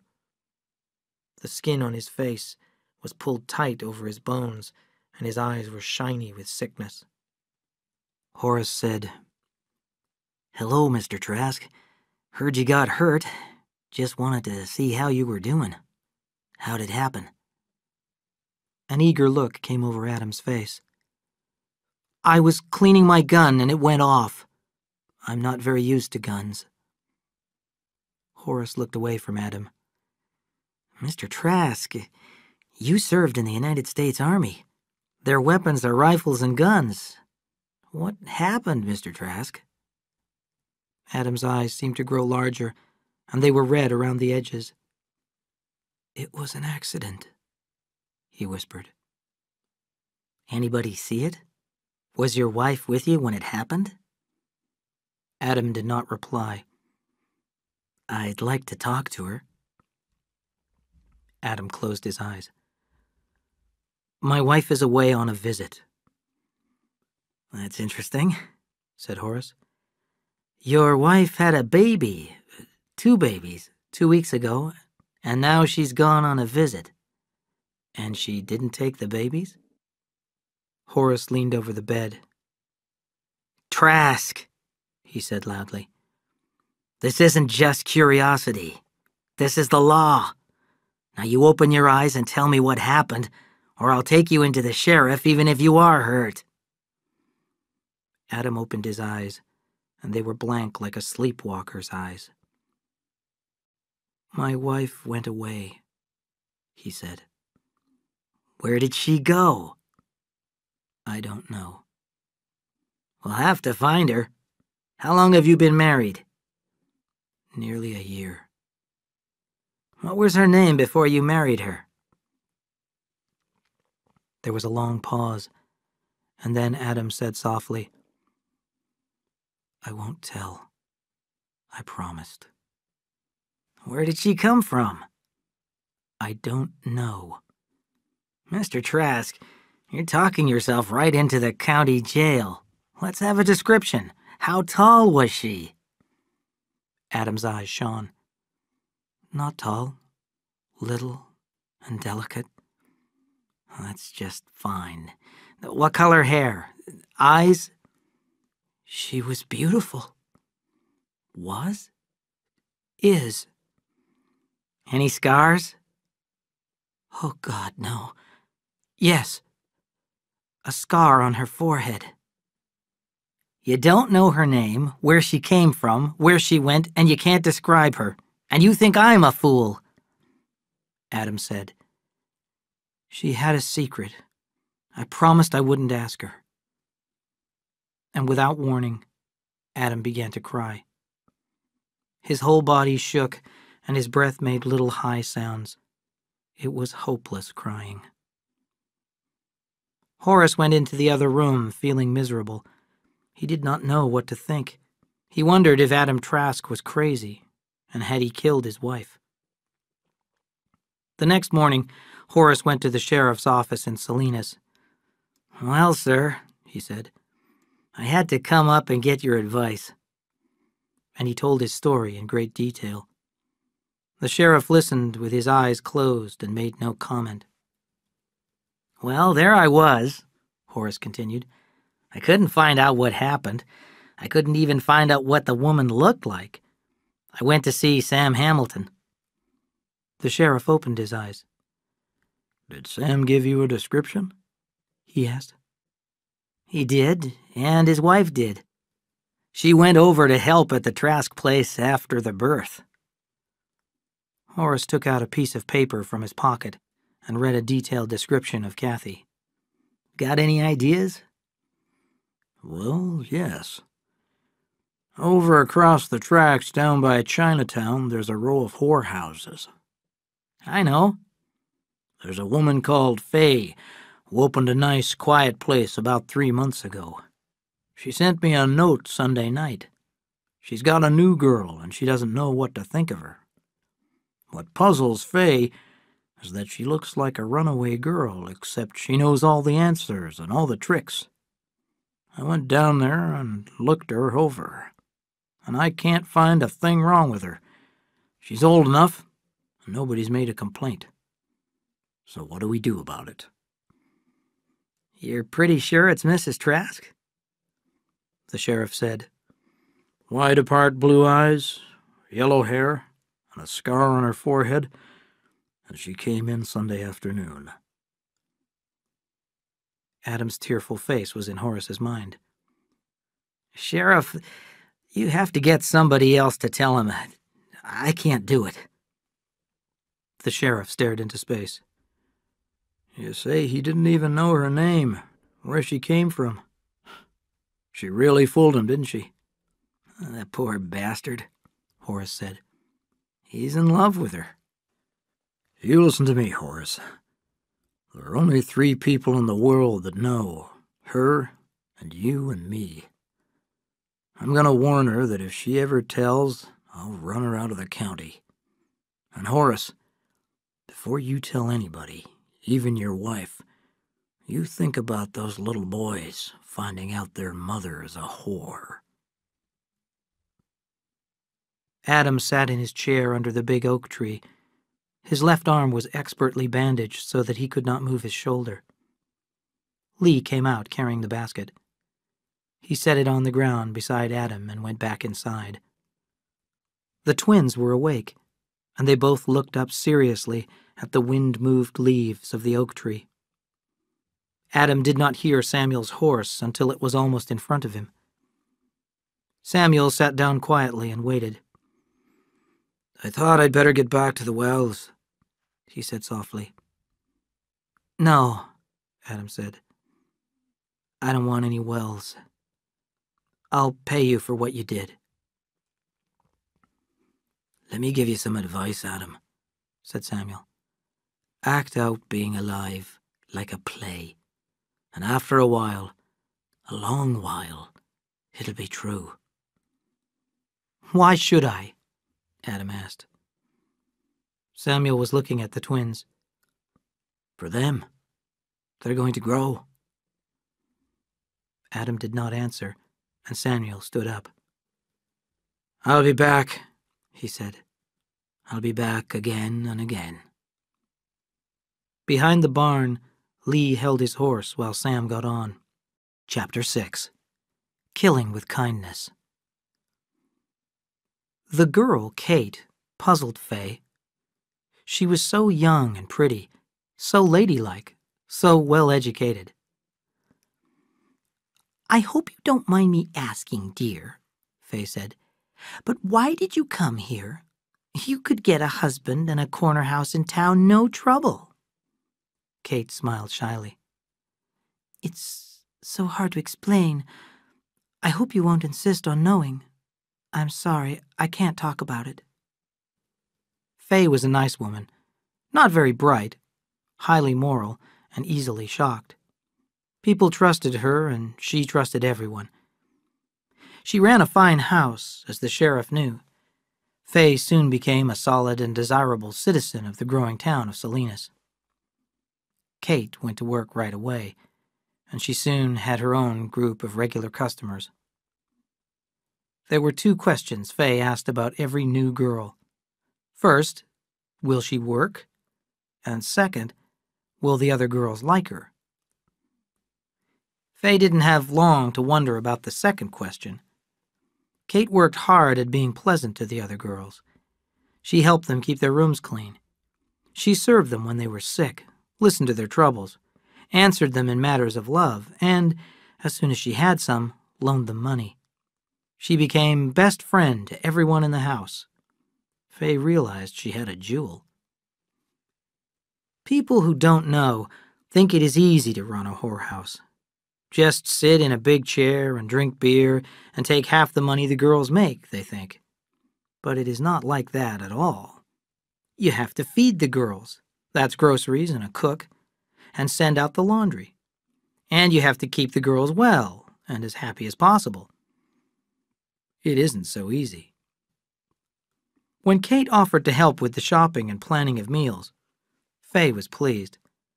Well, not only did the food improve, but the grocery bills came down 1/3 the first month Kate took over. Faye did not know how she ever managed without Kate. The girls began to realize there were 2 bosses, not one, and they were glad because Kate was so friendly. And they all said, "You watch, she'll own this house one day." Gradually, a perfectly natural thing happened. Faye, the most motherly of women, began to think of Kate as her daughter, and she did not want her daughter to be a whore. After about a year had passed, she said, "Kate, I don't like you working here." "Why not?" Faye shook her head, trying to find words. "I just don't like it. You're like a daughter to me, and I don't like my daughter working." "Don't be silly, darling," said Kate. "I have to, here or somewhere else. I told you. I have to have the money." "No, you don't," said Faye. "You could manage the house. I could give you as much as you make and more. You could take care of things for me and not go upstairs. I'm not always well, you know." "I know you're not," said Kate. She shook her head sadly. "I'd like to do what you want, but you need your little reserve. No, I must go on working." "I don't want you to work." "I have to, Mother." The word did it. Faye burst into tears, and Kate sat on the arm of her chair and wiped her streaming eyes. Soon she was calm again. "Now you're all right," Kate said. "I'll go and get dressed." "Kate, when you finish work, you tap on my door," said Faye. "I'll have a little surprise for you." Kate kissed her. "What a dear you are, Mother." That night, the hall was dark, but a line of light showed under Faye's door. Kate knocked softly and went in. On the table, with candles around it, was a big white cake and a basket with a large bottle of champagne lying on crushed ice. Fay wore her best dress, and her eyes were shiny with emotion. "Come in," Fay said. "I have a present for my dear daughter. Now, Kate, you open the bottle and pour 2 glasses. When everything was ready, Fay raised her glass. "To my daughter, may you have long life and happiness." And when they had drunk, Kate replied, "To my mother." "You'll make me cry. Don't make me cry," said Fay. She pushed a polished wooden box toward Kate. "Open it. It's my gift to you." In the box lay a rolled white paper tied with a red ribbon. Fay had written, "I leave everything I own, without exception, to Kate Albee, because I regard her as my daughter." Kate read it 3 times, looked back at the date, and studied the signature. She looked deep into Fay's eyes. "I'm trying not to cry, Mother. I didn't know anyone could be so good." They sat in the warmth for a long time before Fay moved. "Kate," she said, "we're forgetting. It's a party. We've forgotten the champagne. Pour it, child." Kate said nervously, "Do we need it, Mother? I never have drunk much. It's not good for me." "Nonsense. Pour it, darling." Kate filled the glasses. "Now drink it. I won't touch mine until yours is empty." She held her glass until Kate had emptied hers, then drank it. "Now another glass. There. You see how good it is?" Kate's body screamed against the wine. She remembered, and she was afraid, but it was too late. The change came to her almost immediately after the second glass. All her barriers and defenses were gone, and she did not care. Her voice became cold, and her eyes grew watchful. "I'll bet you can't drink 2 without stopping." "Don't bet me, Kate. You'd lose. I can drink 6 without stopping. I'll do it if you will." The contest started, and a pool of wine spread over the tabletop, and the level went down in the bottle. Fay laughed. "Oh, we're going to have such a good life. Why don't we sell the house and go to Europe?" "No." "What do you mean, no? It's my house. I can sell it." "Did you forget? I'm your daughter." "I don't like your tone, Kate. What's the matter with you?" Kate laughed softly. "Mother dear, I'm going to show you how to run a whorehouse. We'll fix those nasty little worms who come in here looking for pleasure for $1. "What are you talking about?" asked Fay. "I want you to be sweet. I want you to be like you were." "Well, it's too late.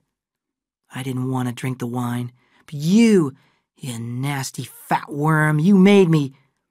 Do you think I'll give up working? Do you think my regular customers give me a mean little $1? No. They give me $10, and the price is going up all the time. They pay me to hurt them, and that's the way this whole house is going to be, and the price will be $20. Fay whispered. "I want you out of the house. I want you out. I run a good house without nastiness. I want you out." "I can't go, Mother. I can't leave you alone, poor dear." Her voice became cold. "Now I'm sick of you. Sick of you." She took a wineglass from the table, went to the dresser, and poured sleeping medicine until the glass was half full. "Here, Mother, drink it. It will be good for you." She held the glass to Fay's lips. Fay talked thickly for a while, and then she relaxed in her chair and slept. Fear began to gather in the corners of Kate's mind. She remembered the other time, and a sick feeling came over her. She dragged the sleeping woman over to the bed and undressed her. The day was coming fast. She opened a drawer and examined the medicine bottles that were there. She carried a bottle of ammonia to the bed, poured some onto a handkerchief, and, standing as far away as possible, held the cloth over Faye's nose and mouth. Faye took a deep, burning breath and came coughing and fighting out of the blackness. Her eyes were wide with fear, and she screamed and screamed again. 3 sleepy girls and the cook looked in the doorway.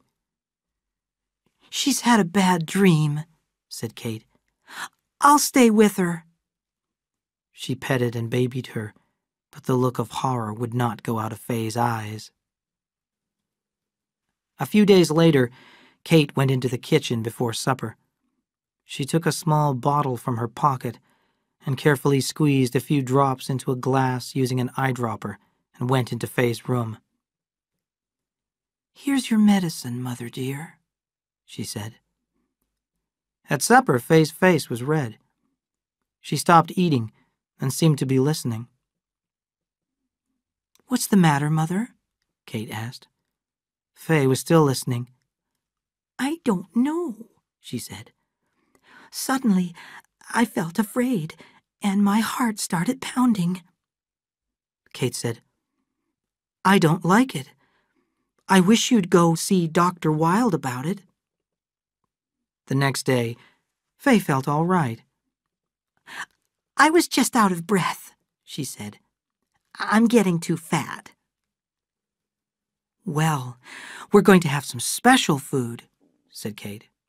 "I've made some chicken soup for you, and we'll have a green bean salad, the way you like it, just oil and vinegar, and a cup of tea." In the kitchen, Kate poured the oil and vinegar onto the bean salad. Then she used the eyedropper to squeeze 2 drops of poison onto the beans. She went to her room and swallowed the contents of another small bottle and hurried back to the kitchen. "I made the salad especially for you," said Kate. "See if you like it." "It's delicious," said Faye. It struck Kate first. Her forehead was covered with sweat as she bent over, crying in pain. Faye ran to the hallway, screaming for help. The girls and a few Sunday customers crowded into the room. Faye was wiping Kate's forehead with a towel when the pain struck her. Faye and Kate were pale and weak when Dr. Wilde arrived. He noticed the salad. "What did you eat? Did you preserve these beans here?" he demanded. "Yes," said Ethel. "The other girls and I all helped Kate, and the cook put them into jars." "Go out and break every jar. Leave homemade beans alone. Buy canned ones." "What is it?" Kate asked. "Food poisoning. You're lucky. We don't know much about it, but few people ever recover from it." Faye was never really well again. She had some bad days, that winter, and it took a long time for her to gain her strength. Kate was exhausted, and her small body had shrunk to bones. The girls tried to take her place with Faye, but she would not leave. One evening, Dr. Wilde listened to Faye's heart for a long time. "Her heart just can't stand the strain, I'm afraid," he said. "She's all torn up inside. Give her a little warm milk." When he left, Kate put a glass of milk on the bedside table. Then she took 2 little bottles from her pocket and sucked a little from each into the eyedropper. "Open up, Mother. This is a new kind of medicine. Now be brave, dear. This will taste bad." She squeezed the liquid onto Faye's tongue and held up her head so she could drink. "Now you rest, and I'll be back in a little while." When Kate first heard the news, they had to tie her down to keep her from hurting herself. From violence, she became depressed. It was a long time before she regained her health, and she forgot completely about the will. It was Ethel who finally remembered. Chapter 7. New Names, Old Names. On the Trask place, Adam withdrew into himself. A gray cloud hung over him that slowed his movements and his thoughts. He was aware of the twins because he heard them cry and laugh, but he felt only a slight dislike for them. To Adam, they were symbols of his loss. Lee tried to bring Adam back to awareness, but Lee was a busy man. He cooked and washed, he bathed the twins and fed them. Through his hard and constant work, he grew fond of the two little boys. One day, Lee saw Samuel Hamilton in his son Will's new store in King City. They sat together at a little round table in the barroom next door. "I've wanted to go and see you and Adam," said Samuel, "but I didn't think I could do any good." Well, you can't do any harm. I thought he'd recover from it, but he still walks around like a ghost. It's over a year, isn't it? 3 months over. What did he name the twins? They don't have any names. You're making a joke, Lee. What does he call them? He calls them they. I mean when he speaks to them. When he speaks to them, he calls them you, one or both. This is nonsense, Samuel said angrily. No names? I'll come tomorrow, and I'll bring a horsewhip. Adam was thinner than Samuel remembered. It took a little while for him to notice that Samuel was in front of him. A look of displeasure pulled down his mouth. "What do you want?" he asked. A kind of joy lighted Samuel's eyes at the rudeness. You don't deserve your children. For a year you've lived with them, and you haven't even given them names. Adam said, "What I do is my business." Samuel struck him with a work-heavy fist, and Adam lay in the dust. Samuel asked him to rise, and when Adam accepted, struck him again, and this time Adam did not get up. He looked stonily at the threatening old man. The fire went out of Samuel's eyes, and he said quietly, "Your sons have no names." Adam replied, "Their mother left them motherless, and you have left them fatherless." He reached down and put his arms around Adam's shoulders and helped him to his feet. "We'll give them names," he said. Adam wore a faraway look, but his eyes were not dead as they had been. He said, "It's hard to imagine I'd thank a man for insults, but I'm grateful."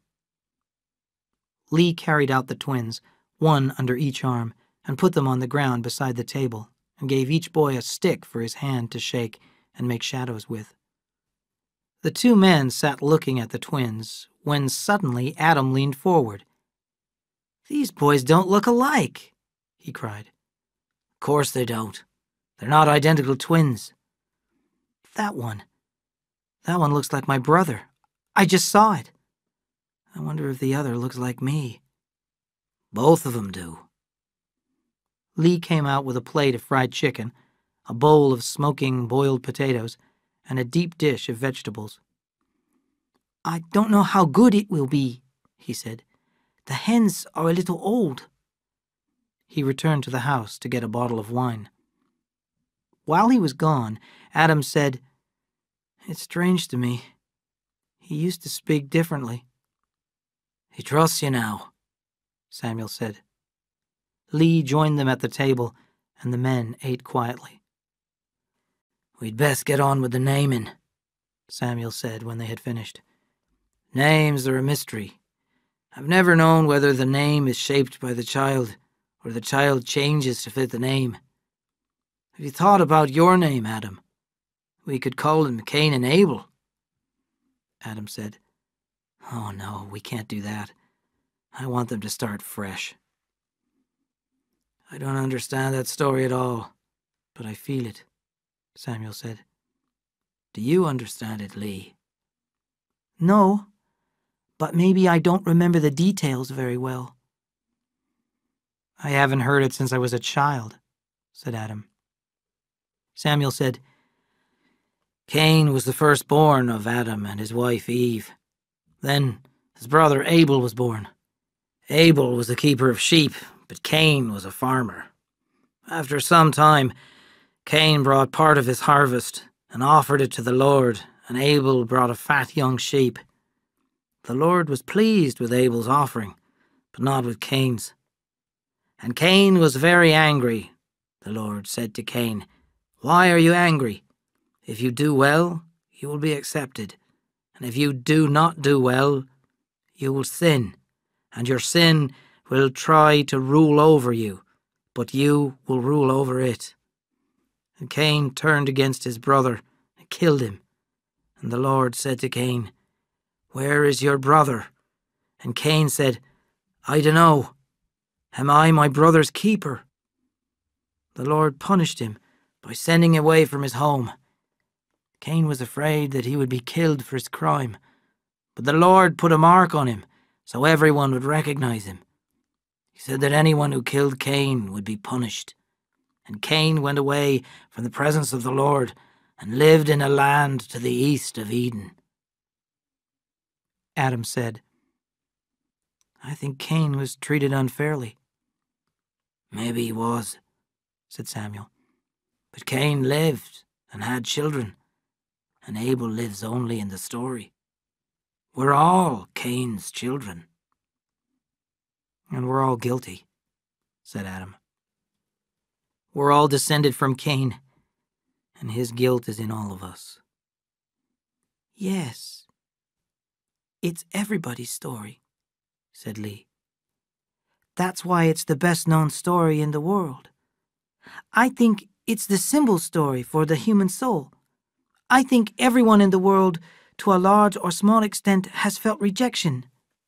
And with rejection comes anger, and with anger, some kind of crime in revenge for the rejection, and with the crime, guilt.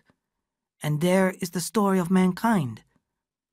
I think that if rejection could be ended, there would be fewer crazy people.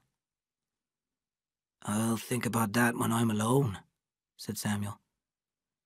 I drove over here today to help name the twins, and they're not named. I'll have to be going home soon. Adam said desperately, Name me some names. From the Bible? Asked Samuel. From any place. Well, let's see. Of all the people who started out of Egypt, only 2 came to the Promised Land. Caleb and Joshua. Would you like them for a symbol? Joshua was a soldier, a general, Adam said. I don't like soldiering. I like Caleb, though. Caleb Trask. One of the twins woke up and began to cry. Caleb's named, said Samuel. He's the smart one, the dark one. See? The other one's awake too. Well, I've always liked Aaron, but he didn't reach the Promised Land. The second boy almost joyfully began to cry. He's Aaron then, said Adam. Yesterday I couldn't tell them apart. Aaron and Caleb. I'm glad you came, Samuel. There's a weight off me. End of CD 2, Chapter 8. Goodbyes. The Hamiltons were strange, nervous people, and some of them were too sensitive, and they broke down. This happens often in the world. Of all his daughters, Una was Samuel's greatest joy. Even as a little girl, she hungered for learning. Una and her father shared a love of learning. Secret books were borrowed and read, and their secrets communicated privately. Una met and married a dark, serious man. He was one of those men who live in poverty so that they can learn. He studied photography. He believed that the exterior world could be transferred to paper. not in the ghost shadings of black and white, but in the colors the human eye sees. He took Una away to the north, and it was black and lost where he went, and they must have had a very hard life. Una wrote letters without joy, but also without self-pity. And then she died, and her body was shipped home.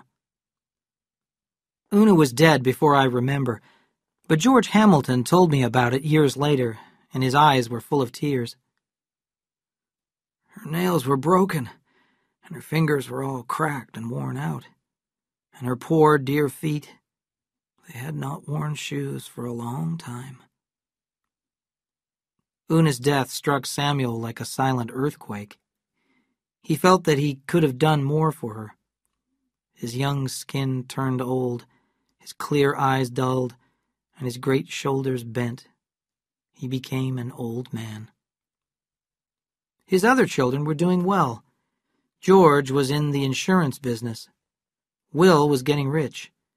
Joe had gone east and was helping invent a new profession called advertising.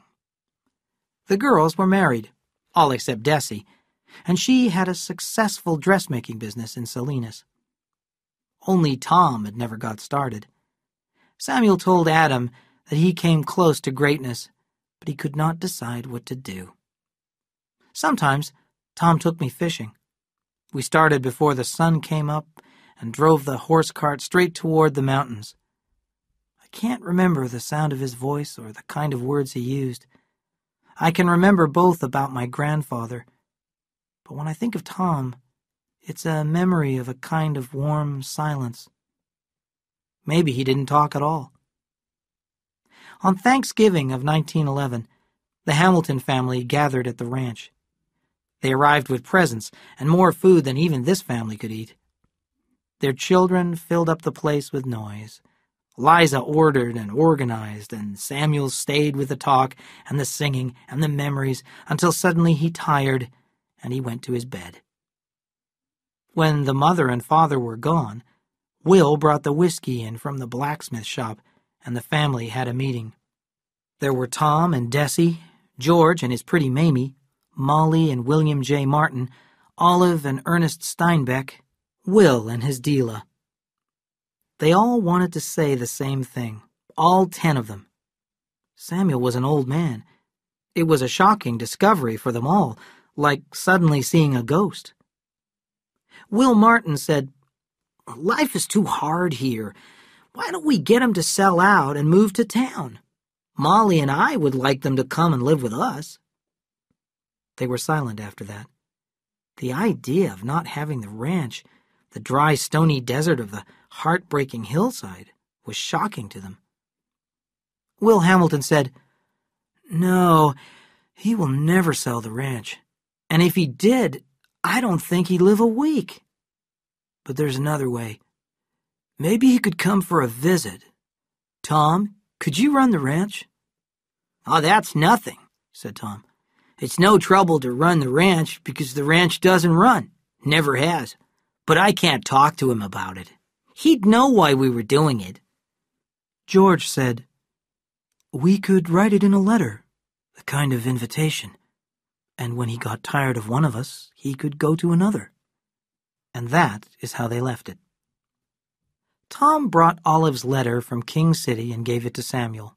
Samuel went into the kitchen where Liza was cooking, then came back outside where Tom was waiting. "Tom, do you think you could look after the ranch if your mother and I took a little trip? Ollie wants us to stay with her for a while in Salinas." "Sure," said Tom. "How long do you plan to be gone?" Samuel's blue eyes looked into his. "Tom, my son, if you have a secret with your brothers and sisters, I don't mind."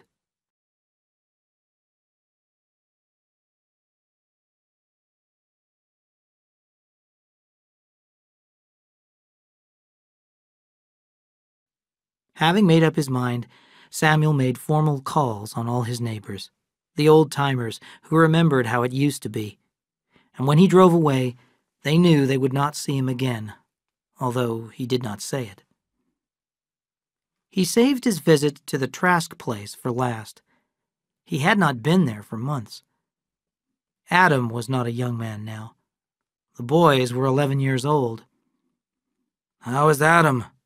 Samuel asked. "He's all right," Lee said, "but he hasn't changed much." "And how are the boys?" "You'll see when they come home from school. They're like two sides of a coin.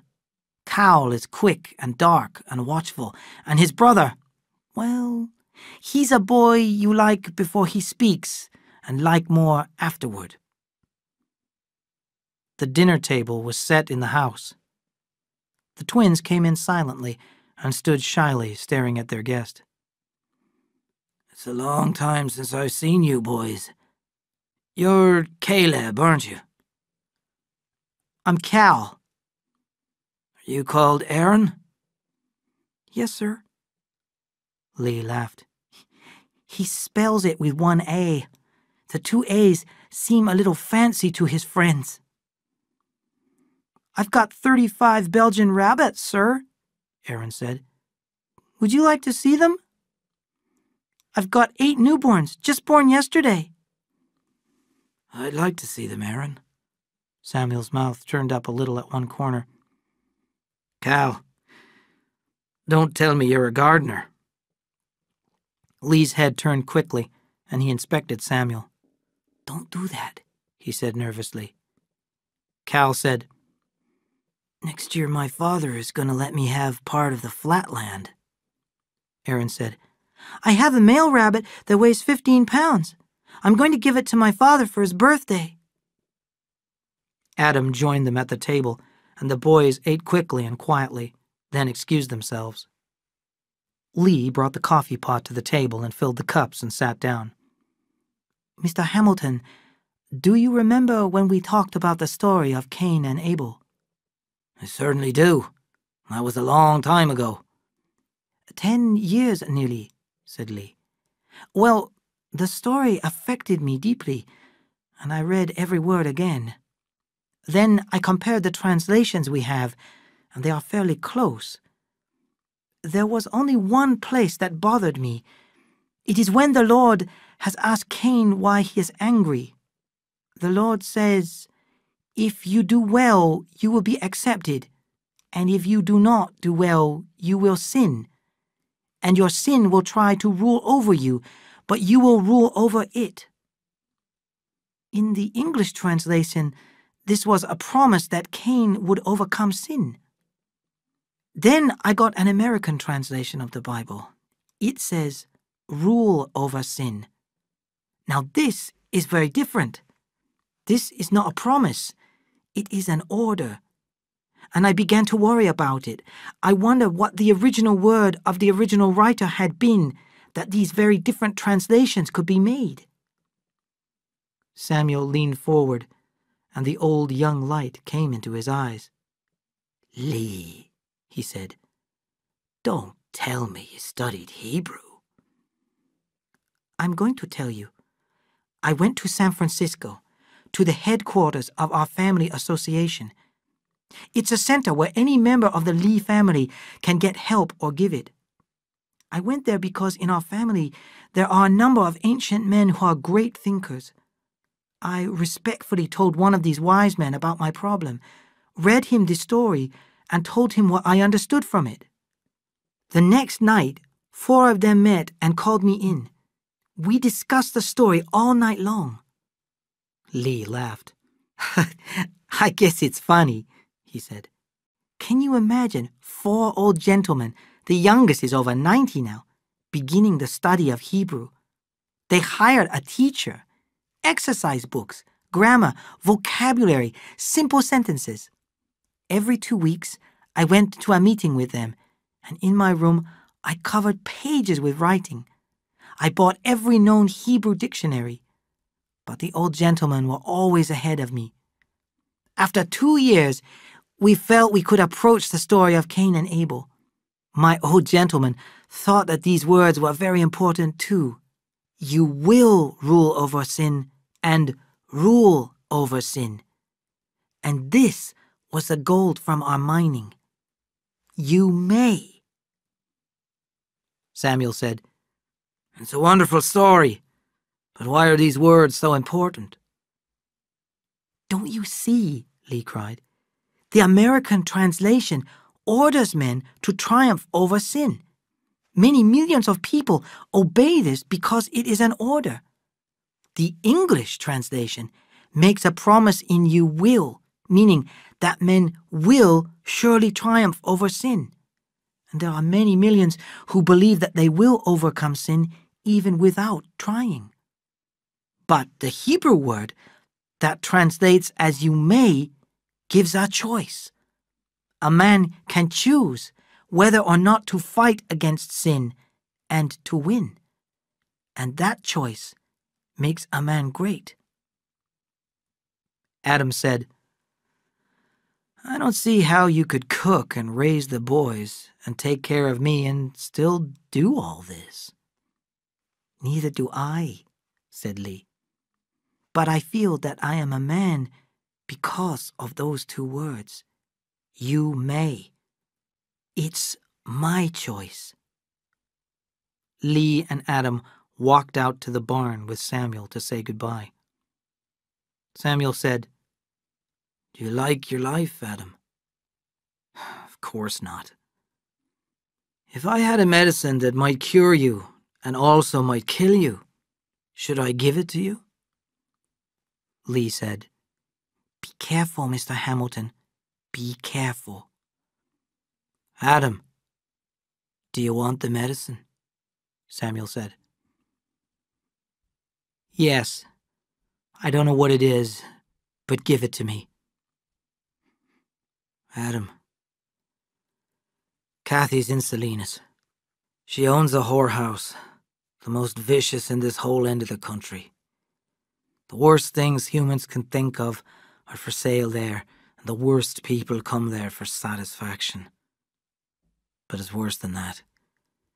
Kathy, and she's now called Kate, takes the fresh and the young and the beautiful and damages them so that they can never be healthy again.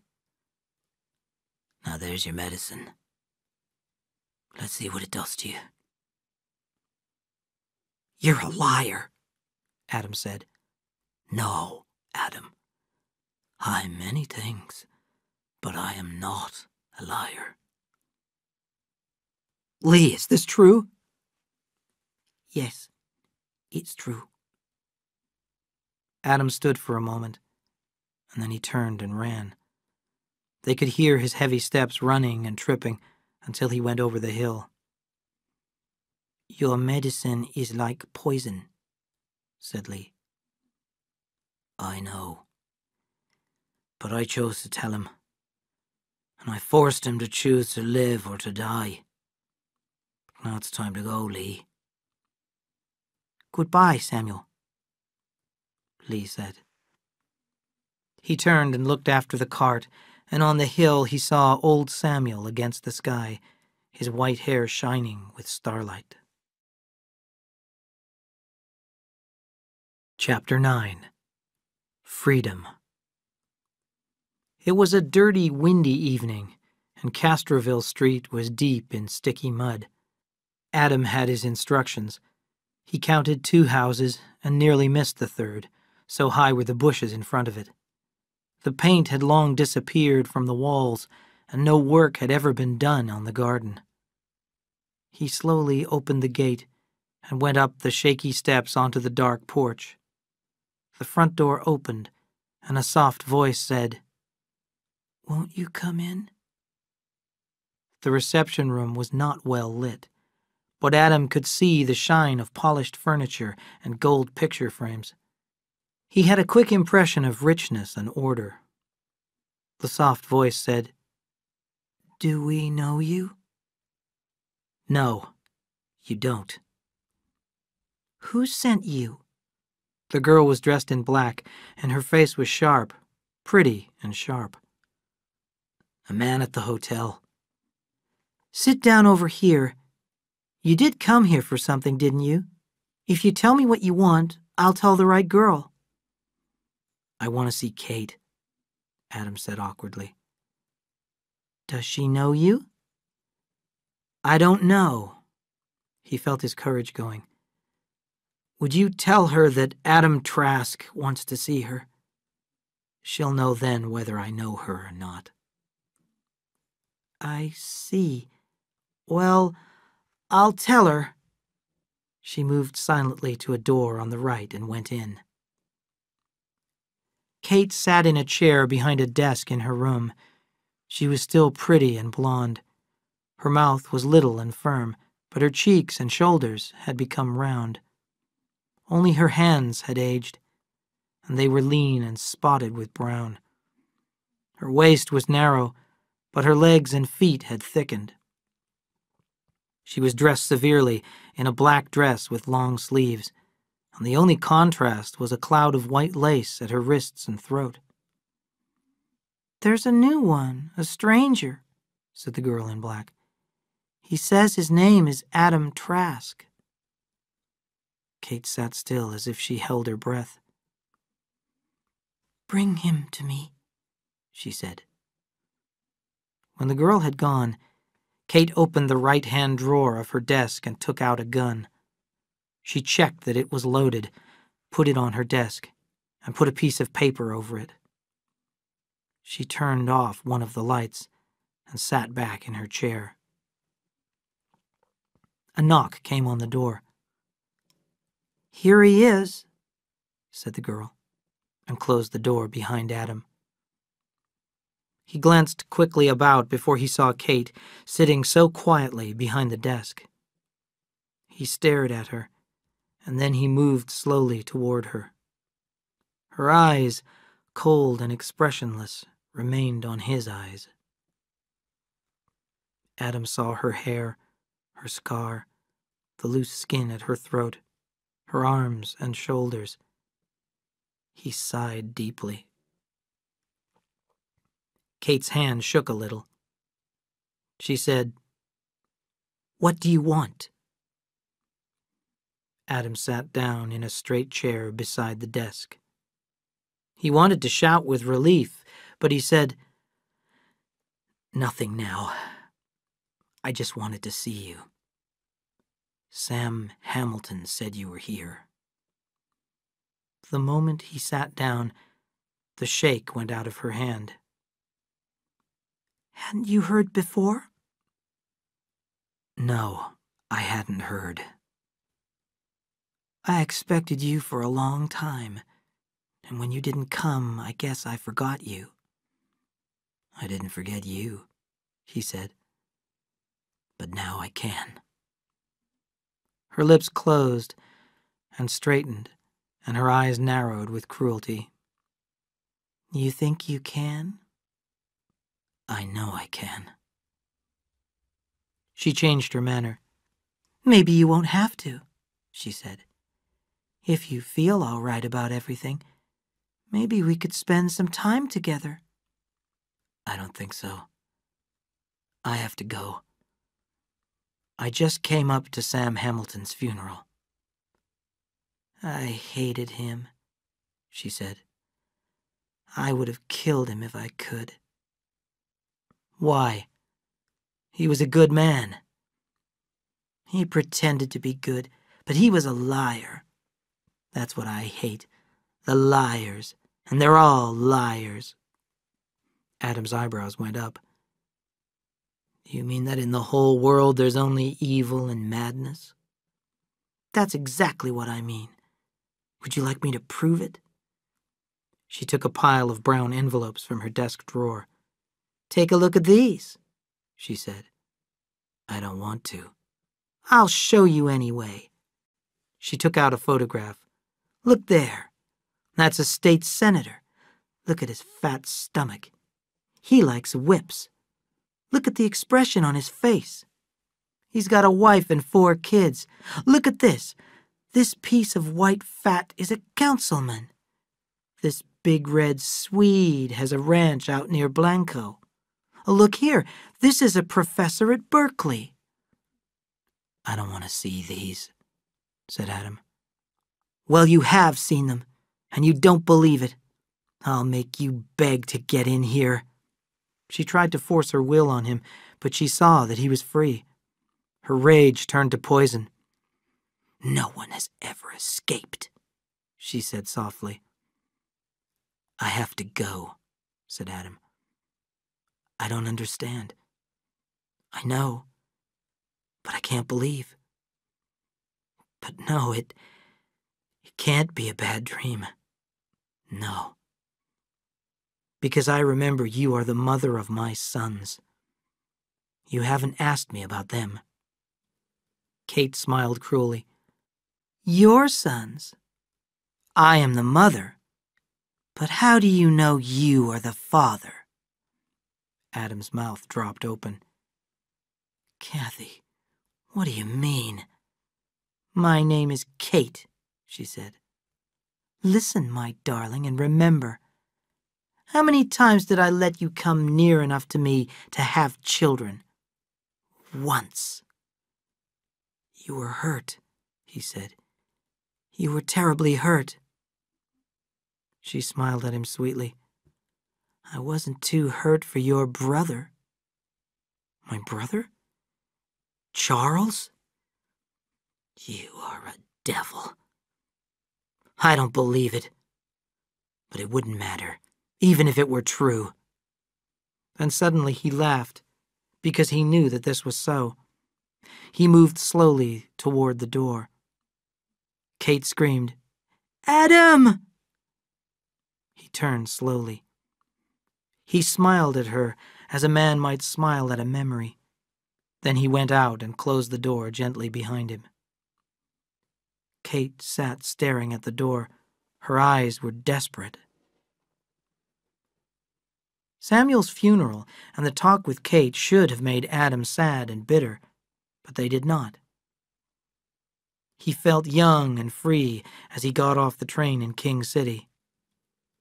On his drive back to the ranch, he saw things he had not noticed for years. He saw the wild flowers in the heavy grass, and he saw the red cows against the hillsides, moving up the paths and eating as they went. Suddenly he found himself saying aloud, "I'm free. I'm free. She's gone out of me." Lee came out of the house to meet Adam. "How was the funeral?" "Lots of people," Adam said. "He had lots of friends. Everything all right here?" He noticed that Lee was staring at him. "Put the horse away, Lee, and then come in and make some tea. I want to talk to you." Adam stirred his tea and watched the sugar disappear. He said, "I went down to see her." "I thought you might," said Lee. "I don't know how a human man could have waited so long." "Maybe I wasn't a human man." "I thought of that too."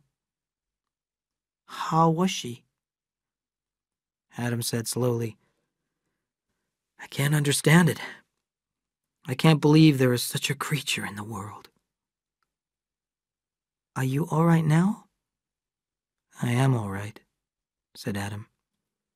"That is what I wanted to talk to you about. I seem to have come out of a sleep. In a strange way, my eyes have cleared. I'm free. Do you know what I'm saying?" "Yes, I know. And I can see it in your eyes and in the way your body stands." Adam, looking at him, realized that Lee was not a young man anymore. Lee studied the cup in his hand, and his was a memory smile. "Maybe if you're free, you can free me." "What do you mean, Lee? Aren't you happy here?" Lee said, "I don't think any man is happy when there are things undone that he wishes to do." "What do you want to do?" "Well, one thing it's too late for. I wanted to have a wife and sons of my own. I talked to Mr. Hamilton about the other. I want to open a bookstore in Chinatown, in San Francisco." Adam sat silently, stirring his tea. I never thought of you going, Adam said. Could you wait a little while? What for? I want you to help me get to know my boys. I want to organize this place, or maybe sell or rent it. Please try not to hold me back because you need me. That's the worst thing you can do to a lonely man. Adam said, "A lonely man? Why didn't I know that?" Mr. Hamilton knew, said Lee. I loved Mr. Hamilton. I would like to go to Salinas to visit his grave tomorrow, if you will permit it. Do anything you want, said Adam. God knows you've done enough for me. Chapter 10. Truth and Lies. That year the rains had come so gently that the Salinas River did not overflow. A narrow stream twisted from one side to the other of its broad bed of gray sand, and the water was clear and pleasant. It was very warm for March, and the wind blew steadily from the south and turned up the silver undersides of the leaves. Cal and Aaron climbed up out of the river bottom to the level land. We ought to start back, said Aaron. Maybe Father's back by now. Aaron's eyes were very wide, and he had a beautiful, soft mouth. The width between his blue eyes gave him an expression of innocence. His hair was fine and golden. The sun seemed to light up the top of his head. Cal looked more like Adam. His hair was dark brown. He was bigger than his brother, bigger of bone, heavier in the shoulder, and his jaw had the squareness of Adam's jaw. Cal's eyes were brown and watchful, and sometimes they looked black. They walked along in silence for a time, and then Cal said, All this is our land, all the way over to the river. It's Father's. Yes, but when he dies, it's going to be ours. This was a new thought to Aaron. What do you mean, when he dies? Everybody dies, said Cal. I know that. Aaron wanted to think of something else. Cal said, I know a secret. Where do you think our mother is? She's dead. No, she isn't. She ran away. I heard some men talking. I don't believe it, said Aaron. They were liars. Father said she was in heaven. Cal said quietly. Pretty soon I'm going to run away and find her. I'll bring her back. Don't you think she's in heaven? And when Cal did not answer, why would she want to run away? Maybe because she didn't like us. Through his gathering tears, Aaron could see his brother's eyes, hard and reasonable. There were no tears in Cal's eyes. Cal felt pleasantly excited. He had found a secret tool to use for any purpose he needed. He studied Aaron, saw his trembling lips, but he noticed in time the narrowed eyes. Aaron would cry, but sometimes, pushed to tears, Aaron would fight too. And when Aaron cried and fought at the same time, he was dangerous.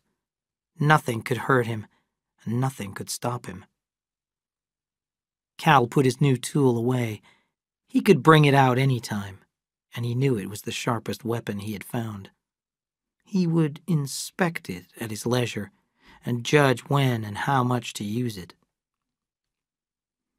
He made his decision almost too late.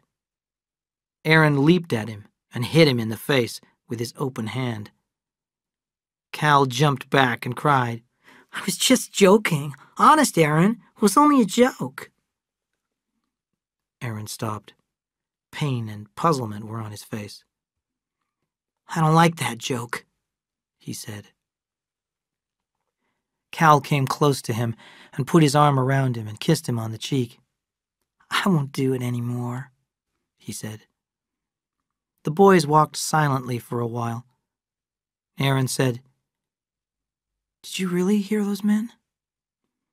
Maybe I only thought I did, Cal said quickly. The twins came in sight of the ranch buildings in time to see Lee leading a strange horse and carriage toward the barn. "Who's here?" said Cal. "Just some people going by," said Lee. "They were looking for the Long Ranch. Your father's back from Salinas. You'd better go in." The two looked down shyly as they entered the living room. There was a man in city clothes and a woman in the fanciest clothes they had ever seen. Her coat and hat lay on a chair beside her, and she seemed to the boys to be entirely dressed in black silk and lace. But that was not all. Beside the woman sat a girl, a little younger maybe than the twins, but not much. She wore a wide blue sun hat with lace around the front and a flowery dress. The boys could not see her face because of the sun hat, but her hands were folded in her lap, and it was easy to see the little gold ring she wore on her third finger. "These are my boys," their father said. "They're twins.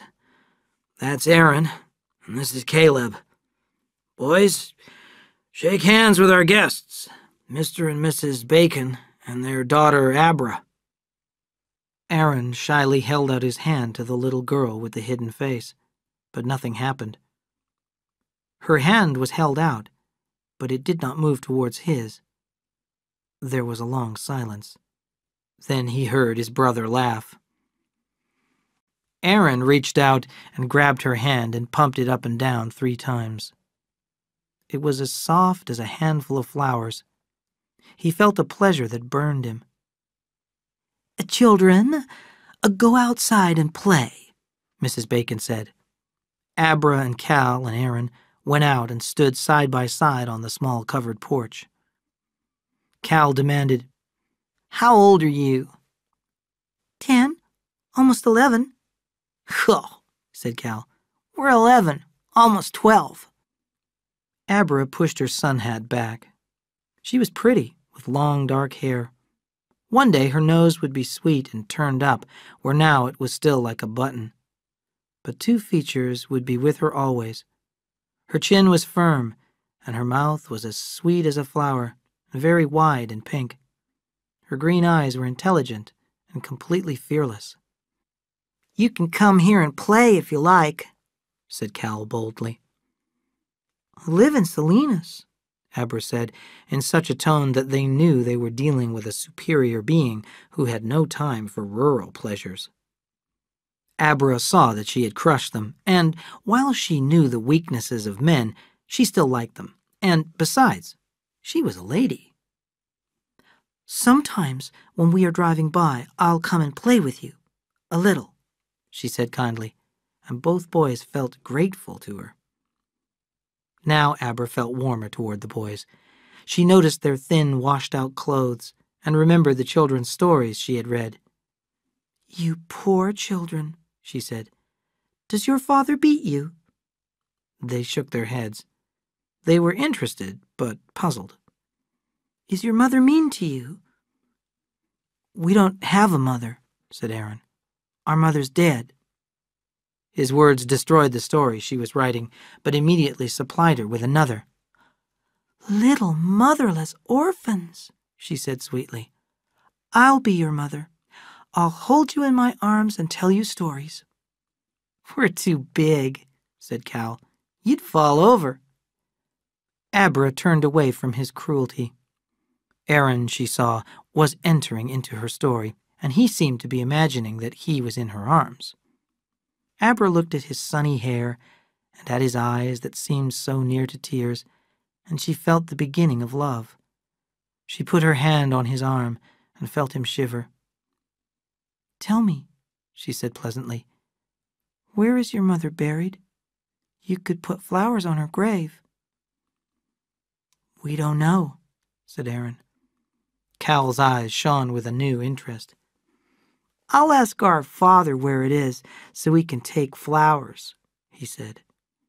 He was already planning his revenge on Aaron because Abra liked his brother better. At that moment, Lee came out leading the Bacon's horse and carriage. Mrs. Bacon called, "Hurry, Abra, we're going." Lee and Adam and the twins watched them until they were out of sight. At the supper table, the boys discovered the change in their father. The boys had never learnt to tell him of their interests or discoveries or of their needs. They were surprised and a little embarrassed to find that Adam listened to them and asked questions. "What did you think of Abra?" Adam asked. "Is she a nice little girl?" "Oh, yes," said Aaron. "She's good and nice. I wanted to marry her." "You did? What about you, Cal?" "I guess I'll let Aaron have her." Adam laughed, and the boys could not recall ever having heard him laugh. "She's a real nice girl," said Cal. "She said to ask you where our mother's grave is so we can take some flowers." Adam's mind raced. He was not good at lying. "I wish we could do that, but I have to tell you, she's buried on the other side of the country, where she came from." Cal was disappointed by this answer, but he was not sure why. Adam quickly changed the subject. "Mr. Bacon made a suggestion this afternoon," he began. "He said it would be better for you if we moved to Salinas, where there would be lots of other children to play with." The thought shocked the twins. Cal asked, "How about here?" "Well, we'd keep the ranch in case we want to come back," said Adam. Aaron said, "Abra lives in Salinas." That was enough for him. After the boys had gone to bed, Adam said, "Do they know anything?" "I don't know," said Lee. "I wish there were some way you could tell them the truth." "That would rob them of the good thoughts about their mother, Lee." "But there's another danger. What will we do if they find out the truth? A lot of people know, but that's not the worst danger." "What do you mean?" asked Adam. "It's the lie I'm thinking of," said Lee. "If they ever found out you lied to them about this, they wouldn't believe anything you'd ever said or done." "I'll think about what to tell them," said Adam. "Lee, if I wanted to take a trip east, would you stay with the twins until I get back? I'd like to see my brother Charles." "Why don't you write and ask him to come out here?" "That's a good idea, Lee. I didn't think of it. How long does it take a letter to go east?" "I don't know," said Lee. 2 weeks, maybe?" Chapter 11. Bad News, Good News. After his first letter to his brother in over 10 years was mailed, Adam became impatient for an answer. When it finally came, the left-hand corner of the envelope had printed on it Bellows and Harvey, attorneys at law, and their address was Adam's hometown in Connecticut. He read the letter very slowly, then took a deep, full breath and released it slowly. "My brother Charles is dead," he said. "I'm sorry," said Lee. Cal said, "Is he our uncle?" "He was your Uncle Charles." "I wish I knew him before he was dead," said Aaron a little sadly. "Was he nice?" "Very nice," said Adam. "He was my only brother, just like Cal is your only brother." Cal asked, "Was he rich?" Adam said firmly, "At a time of death, it isn't a nice thing to talk about money. We're sad because he died." "How can I be sad?" said Cal. "I never even saw him." Lee covered his mouth with his hand to hide a smile. Adam looked back at the letter. "As attorneys for your brother, it is our pleasant duty to inform you that he built up a large fortune through hard work and judgment, which in land and cash is in excess of $100,000. His will, which was prepared and signed in this office, will be sent to you at your request. By its terms, it leaves all money and property to be divided equally between you and your wife. That evening after dinner, Adam took the letter from his pocket and put it on the table. "Lee, I want you to read this, to read it carefully, and then I want to talk about it." Lee read the letter slowly, then half closed his eyes. "Under the terms of the will, your wife inherits over $50,000. That's a lot of money. Quite a lot of good or evil could be done with it. Would your brother, if he knew where she is and what she is doing, want her to have the money?" "My brother would not want that," said Adam, and then he remembered the girls upstairs in the hotel and Charles's regular visits. "Well, consider this," said Lee. "She couldn't claim the money without your help, but maybe she'd do something good with it." Adam shivered as he thought of the brown envelopes in Kate's desk. "No, she wouldn't," he said. "She said she could destroy the reputations of many men in Salinas. I don't know what to do. I'll have to give it a lot of thought." "You don't have any choice, do you?" said Lee. "You'll do what you were taught to do when you were young. You'll give your wife the money because it's the right thing to do, and the fact that she's a whore in Salinas won't change a thing."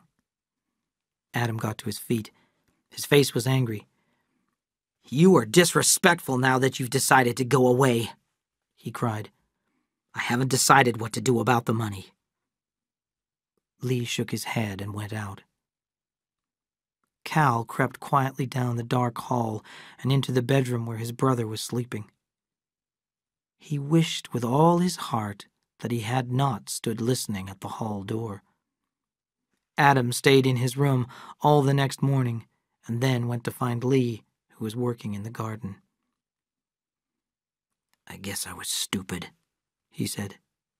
Lee leaned on his shovel and regarded him quietly. "When are you going?" he asked. "I thought I would catch the 2:40 train. Then I can get the 8 o'clock back."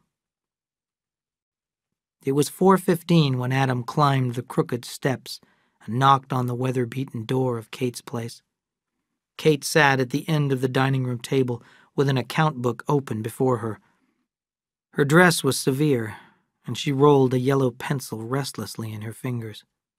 She looked coldly at Adam as he stood in the doorway. "What do you want now?" she asked. Adam did not reply. He walked to the table and laid the letter in front of her. Kate read the letter quickly. "What do you want me to do about it?" Adam pointed to the address on the letter.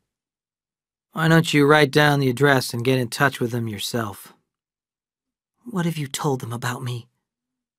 "Nothing," said Adam. "I wrote to Charles and said you were living in another town, nothing more. He was dead when the letter got there. The letter went to the lawyers." "You can't say we've been divorced. We haven't been." "I don't intend to." "Give me $45,000 in cash and you can keep the rest." "No." "What do you mean, no? You can't bargain." "I'm not bargaining. You have the letter and you can do what you want." "Adam, you're a fool.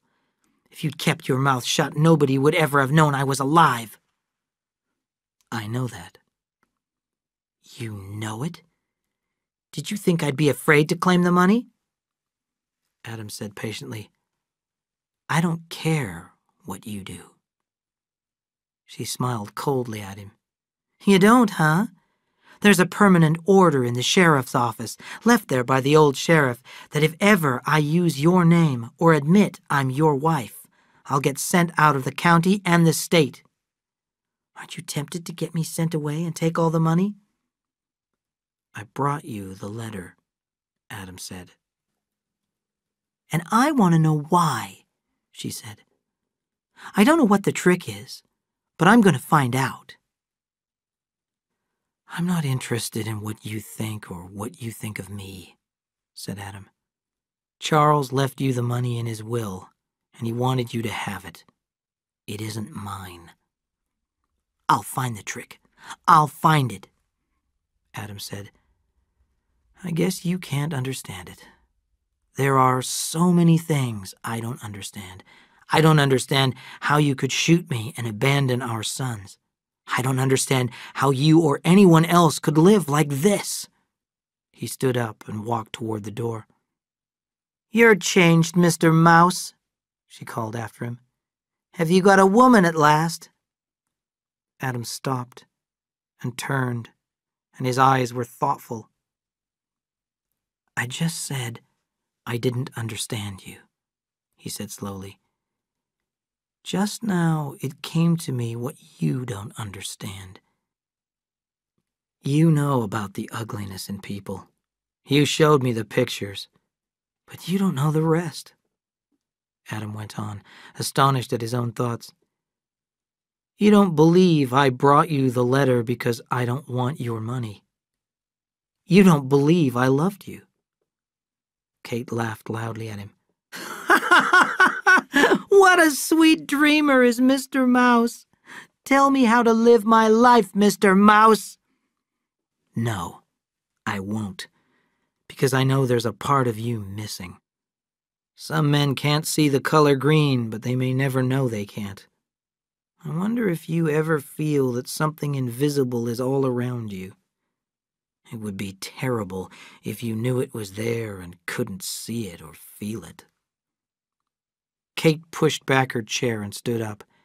She hid her tightly closed fists in the folds of her skirt and tried to keep the anger out of her voice. If there are things I can't see, don't you think they're dreams manufactured in your own sick mind? No, I don't, said Adam. No, I don't. And I don't think you do either. He turned and went out and closed the door behind him. Kate sat down and stared at the closed door. She was not aware that her fists beat softly on the white tablecloth, but she did know that the square white door was softened by tears, and that her body shook with something that felt like rage and also felt like sorrow. End of CD 3, Chapter 12. Two Sides of a Coin. A child may ask, what's the world's story about? And a grown man or woman may wonder, what way will the world go? How does it end? I believe there's one story in the world, and only one, that has inspired and frightened us. Humans are caught in their lives, in their thoughts, in their hungers and ambitions, in their greediness and cruelty, and in their kindness and generosity too, in a net of good and evil. There is no other story. A man will have only one question left at the end of his life. Was it good or was it evil? And all novels, all poetry, are built on the never-ending contest in ourselves between good and evil. Lee helped Adam and the two boys move to Salinas, unpacked, and saw the family settled. Then, one evening, he waited until the boys had gone to bed to speak to Adam. Adam understood his intentions and spoke first. "When do you want to go?" he asked. "As soon as possible. I'm afraid I might lose my purpose if I don't go soon. Maybe I'd better go tomorrow." 6 days later, Lee came back on the 10:40 train and let himself in with his own key. Adam was in the kitchen cleaning a burnt black frying pan. "Lee," he cried, "is anything the matter? What happened to you?" "Nothing happened to me," said Lee. "I got lonely, that's all. Isn't that enough? How about your bookstore? I don't want a bookstore. I think I knew it before I got on the train. Then that's your last dream gone. I'm glad, he said. Adam, I am extraordinarily, unbelievably glad to be home. I've never been so lonely in my life. Cal and Aaron were amazed by the size of the West End school after their background in a one-room country school. But after a few days, they could not remember ever having gone to any other school. Everyone who saw the twins remarked on their difference from each other and seemed puzzled. Cal was growing up dark-skinned, dark-haired. He was quick and sure and secretive. Even though he may have tried, he could not hide his cleverness. No one liked Cal very much, but everyone feared and respected him. Although he had no friends, he took up a position of leadership in the schoolyard. Aaron was loved by all. He seemed shy and delicate. His pink and white skin, golden hair, and wide-apart blue eyes caught attention. In the schoolyard, his prettiness caused some difficulty until the boys discovered that he was a completely fearless fighter, particularly when crying. On the first day of school, Aaron followed Abra to the white gate of her yard. "What do you want?" she said. "I guess it will be a long time before we can get married," Aaron said. "Not so long," Abra said. Aaron followed her as she walked to the end of the street and turned into a field. On the edge of the field stood a tree with long, thin branches that hung down nearly to the ground. Abra parted the branches like a curtain and went into the house of leaves. You could see out through the leaves, but inside it was warm and safe. "We'll have a house together sometime," said Aaron, "but that will be a long time." "Don't worry about long times," said Abra. "This is a kind of house. We can play like we live here while we're waiting. And you will be my husband, and you can call me wife. It'll be like practicing." Aaron said suddenly, "While we're practicing, maybe we could do something else." "What?" "Maybe we could pretend like you're my mother." "That's easy," she said. She put a soft tone in her voice and said, "Come on, my baby. Put your head in Mother's lap. Come, my little son. Mother will hold you." She held his head, and without warning, Aaron began to cry and could not stop. Abra stroked his cheek and wiped the flowing tears away with the edge of her skirt until very slowly he stopped. Aaron sat up and said almost angrily, "I hardly ever cry unless I'm mad. I don't know why I cried." The sun was gone behind the tree.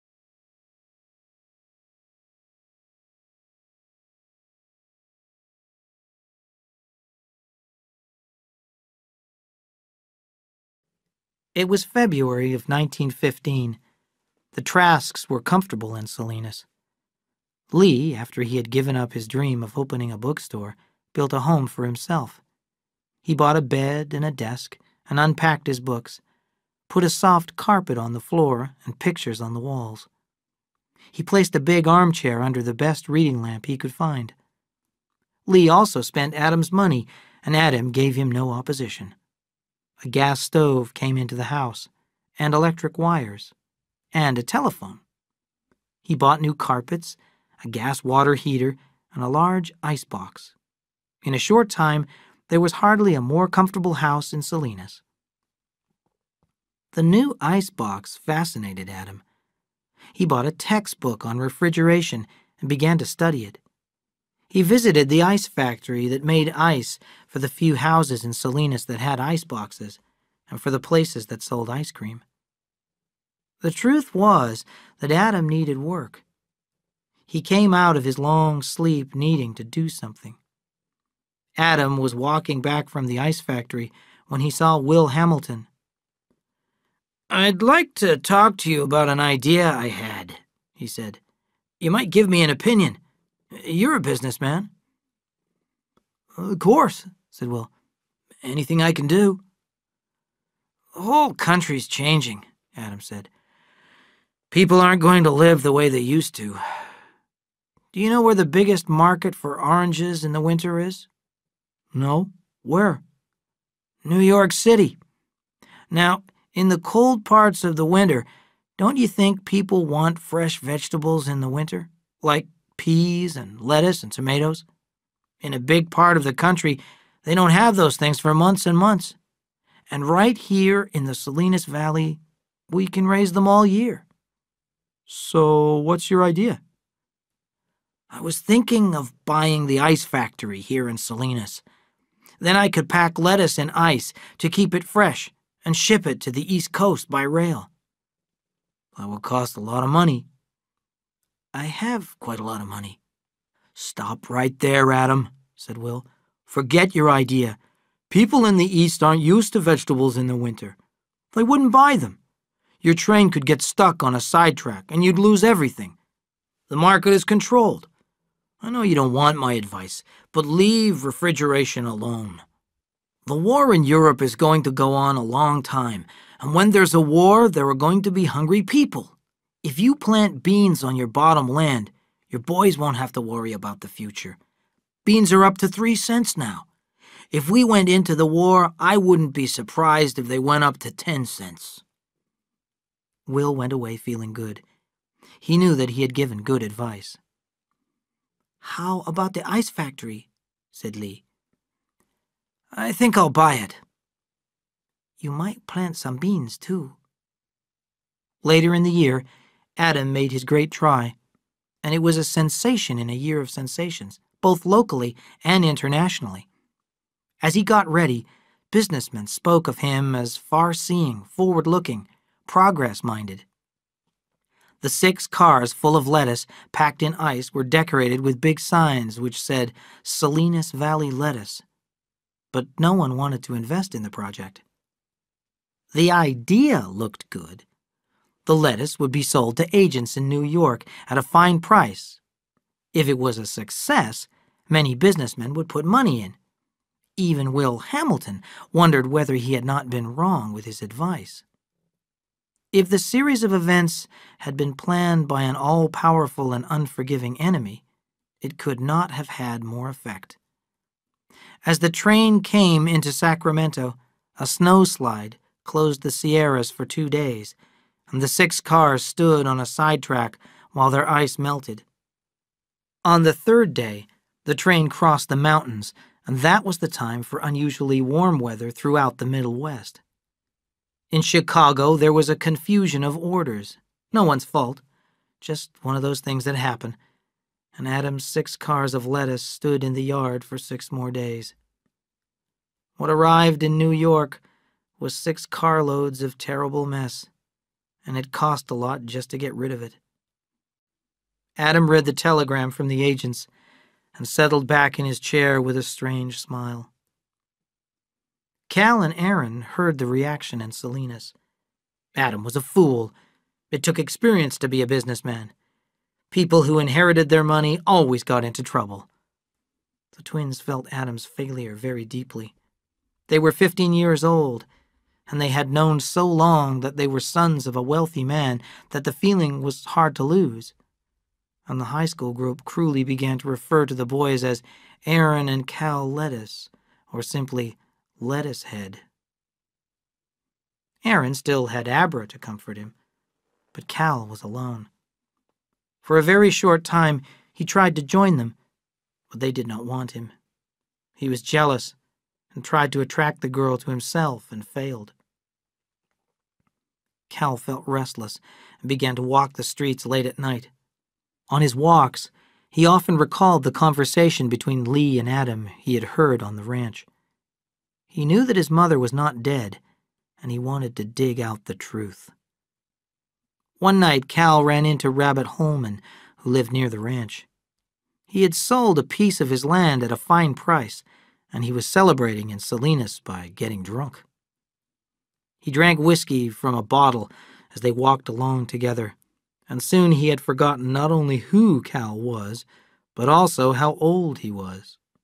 And he said, "Harry, I'll tell you what we'll do. We'll go to Kate's place. You remember who Kate is, don't you? She's Adam Trask's wife, the mother of those twins. I'll never forget the time she shot him in the shoulder and ran off." They went through the dusty yard and up on the unpainted porch. The guard at the door did not look closely at Cal as they joined the nervous waiting men. One night, Lee heard a quiet knock at his door, and he let Cal in. Cal spoke softly and rapidly. "I know where my mother is and what she's doing. I saw her." "What do you want to know?" Lee asked softly. "Does my father know?" "Yes." "Why did he say she was dead?" "To save you from pain." "Did she shoot him?" "Yes." "Why?" "Because he didn't want her to go away. He loved her with his whole mind and body. He gave her everything." "Lee, why did she do it?" "I don't know. It seems to me that she is not like other people. She was full of hatred, and her hatred wasn't healthy. It wasn't angry. It was heartless. Tell me, Cal, do you hate your mother?" "Yes," said Cal. "I hate her because I know why she went away. I know because I've got her in me." His head was down, and his voice was heartbroken. Lee jumped up. "You stop that," he said sharply. "Of course, you may have that in you. Everybody has. You've got your father in you too, so don't use the excuse that you inherited it from your mother. Whatever you do, it will be you who does it, not your mother." Cal was growing toward manhood, and his discovery sharpened all his emotions. He saw Adam's sadness and loneliness, and there grew in him a great love for his father and a wish to protect him. Aaron was changing too, but his feelings took a religious direction. He joined the church and spent many hours with the minister, Mr. Rolfe, a young man with no experience of the world. Aaron's religion inevitably took a sexual turn. He spoke to Abra about his decision to become a minister and never to marry. Abra, in her wisdom, agreed with him, feeling and hoping that this phase would pass. She wanted to marry Aaron, but for the moment, she did not speak of it. Aaron naturally tried to work on Cal. First, he prayed for him silently, then tried to persuade him to change his ways. Cal thought he was unbearably full of his own goodness and told him so. It was a relief to both of them when Aaron stopped trying to save his brother's soul. Chapter 13. Sons and Brothers. Cal gave himself the task of learning all he could about Kate so that he could protect his father. He reasoned that what she could do before, she could do again. A known enemy is less dangerous, less able to surprise. Sometimes in the afternoon, he lay hidden in the tall grass across the street, watching Kate's place. He found that she came out every Monday at 1:30. One Monday, she turned in at her gate as usual. Cal waited a moment, then walked past the house. Kate was waiting in the yard.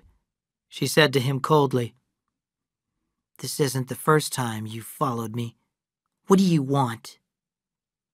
Cal froze in his steps and stared at her, and he realized that Aaron had the same wide-apart blue eyes and the same color of hair. He lowered his head. "Nothing, ma'am." "You won't tell me, will you?" Cal heard his own speech with amazement. You're my mother. And I wanted to see what you're like. What? What is this? Who are you? I'm Cal Trask.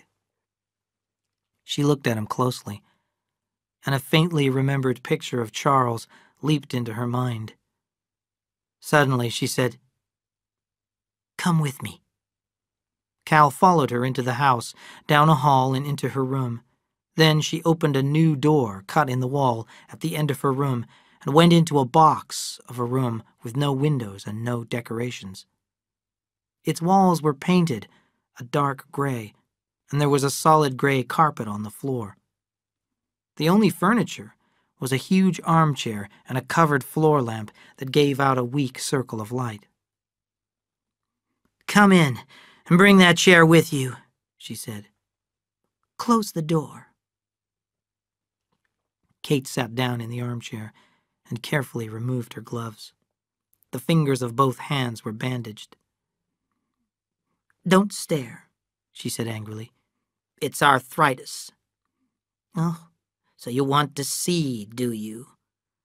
She unwrapped the bandage from her right hand and held her crooked fingers under the low light. There, look, she cried out in pain as she wrapped the bandage loosely. You'll probably get it. My grandmother had it, and my mother was just beginning to get it. She stopped. The room was very silent. I saw you looking at this room, she went on. The light hurts my eyes. I come here to rest. She settled back in her chair. How's your father? I don't want to talk about him. Oh, no? You like him then? I love him, said Cal. Why'd you shoot my father and run away from us?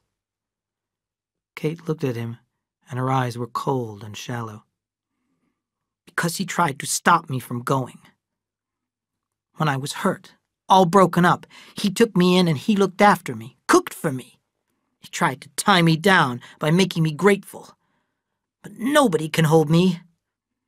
I waited until I was strong, and then I broke out. A kind of realization came over her. Maybe you're like me. Why wouldn't you be? Cal shook his head.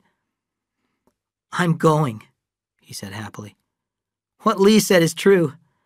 I was afraid I had you in me. You have, said Kate. No, I haven't. I'm my own person. If I'm mean, it's my own meanness, and I don't think the light hurts your eyes.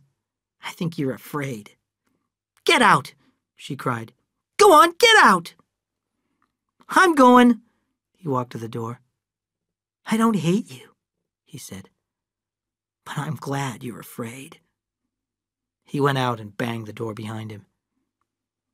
Kate sat back in her chair and thought suddenly of the only person who had ever made her feel this fear and hatred.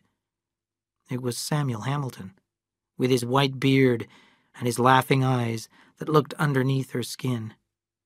Cal's words kept repeating themselves over and over in her head. I think you're afraid. With her bandaged hand, she pulled out a fine chain which hung around her neck inside her dress. On the chain were 2 safe deposit box keys, a gold watch with "To see with all my heart" from A on the back, and a little steel tube with a ring on the top. Very carefully, she unscrewed the top from the tube and shook out a capsule. She held the capsule under the light and saw the white powder inside. 6 grains of morphine, more than enough. Very gently, she slid the capsule into its tube, screwed on the cap, and dropped the chain inside her dress. The nation moved little by little toward war. Business improved, and prices began to rise. Little groups of British purchasing agents traveled around the country in their uniforms, buying food and cloth and metals and chemicals. One of the things they bought was beans, because beans are easy to transport, and they do not spoil, and a man can live on them. Beans were 12.5 cents a pound, and hard to find. and farmers wished they had not agreed to sell their beans for 5 cents a pound 6 months ago. Cal walked to school with Aaron. "How would you like to leave school and go back to the ranch?" said Cal. "What for?" "We can make some money for Father." "I'm going to college. I wish I could go now. Everybody is laughing at us because of the lettuce. I want to get out of town, but I don't know if there's enough money for college." Cal said, "If you worked hard, you could take entrance examinations next summer and go in the fall." Aaron swung around. "I couldn't do it." "I think you could," said Cal. "Mr. Rolfe could help you." Cal thought for a moment. "Tell you what, I'm going to try and make some money. If you pass your examinations a year early, I'll help you through college." "You will?" "I'll go and see the principal right away." After supper that night, Cal said, "Father, would you mind if I went down to the ranch Friday afternoon?" Adam turned in his chair. "What for?" "I just want to see. Just want to look around."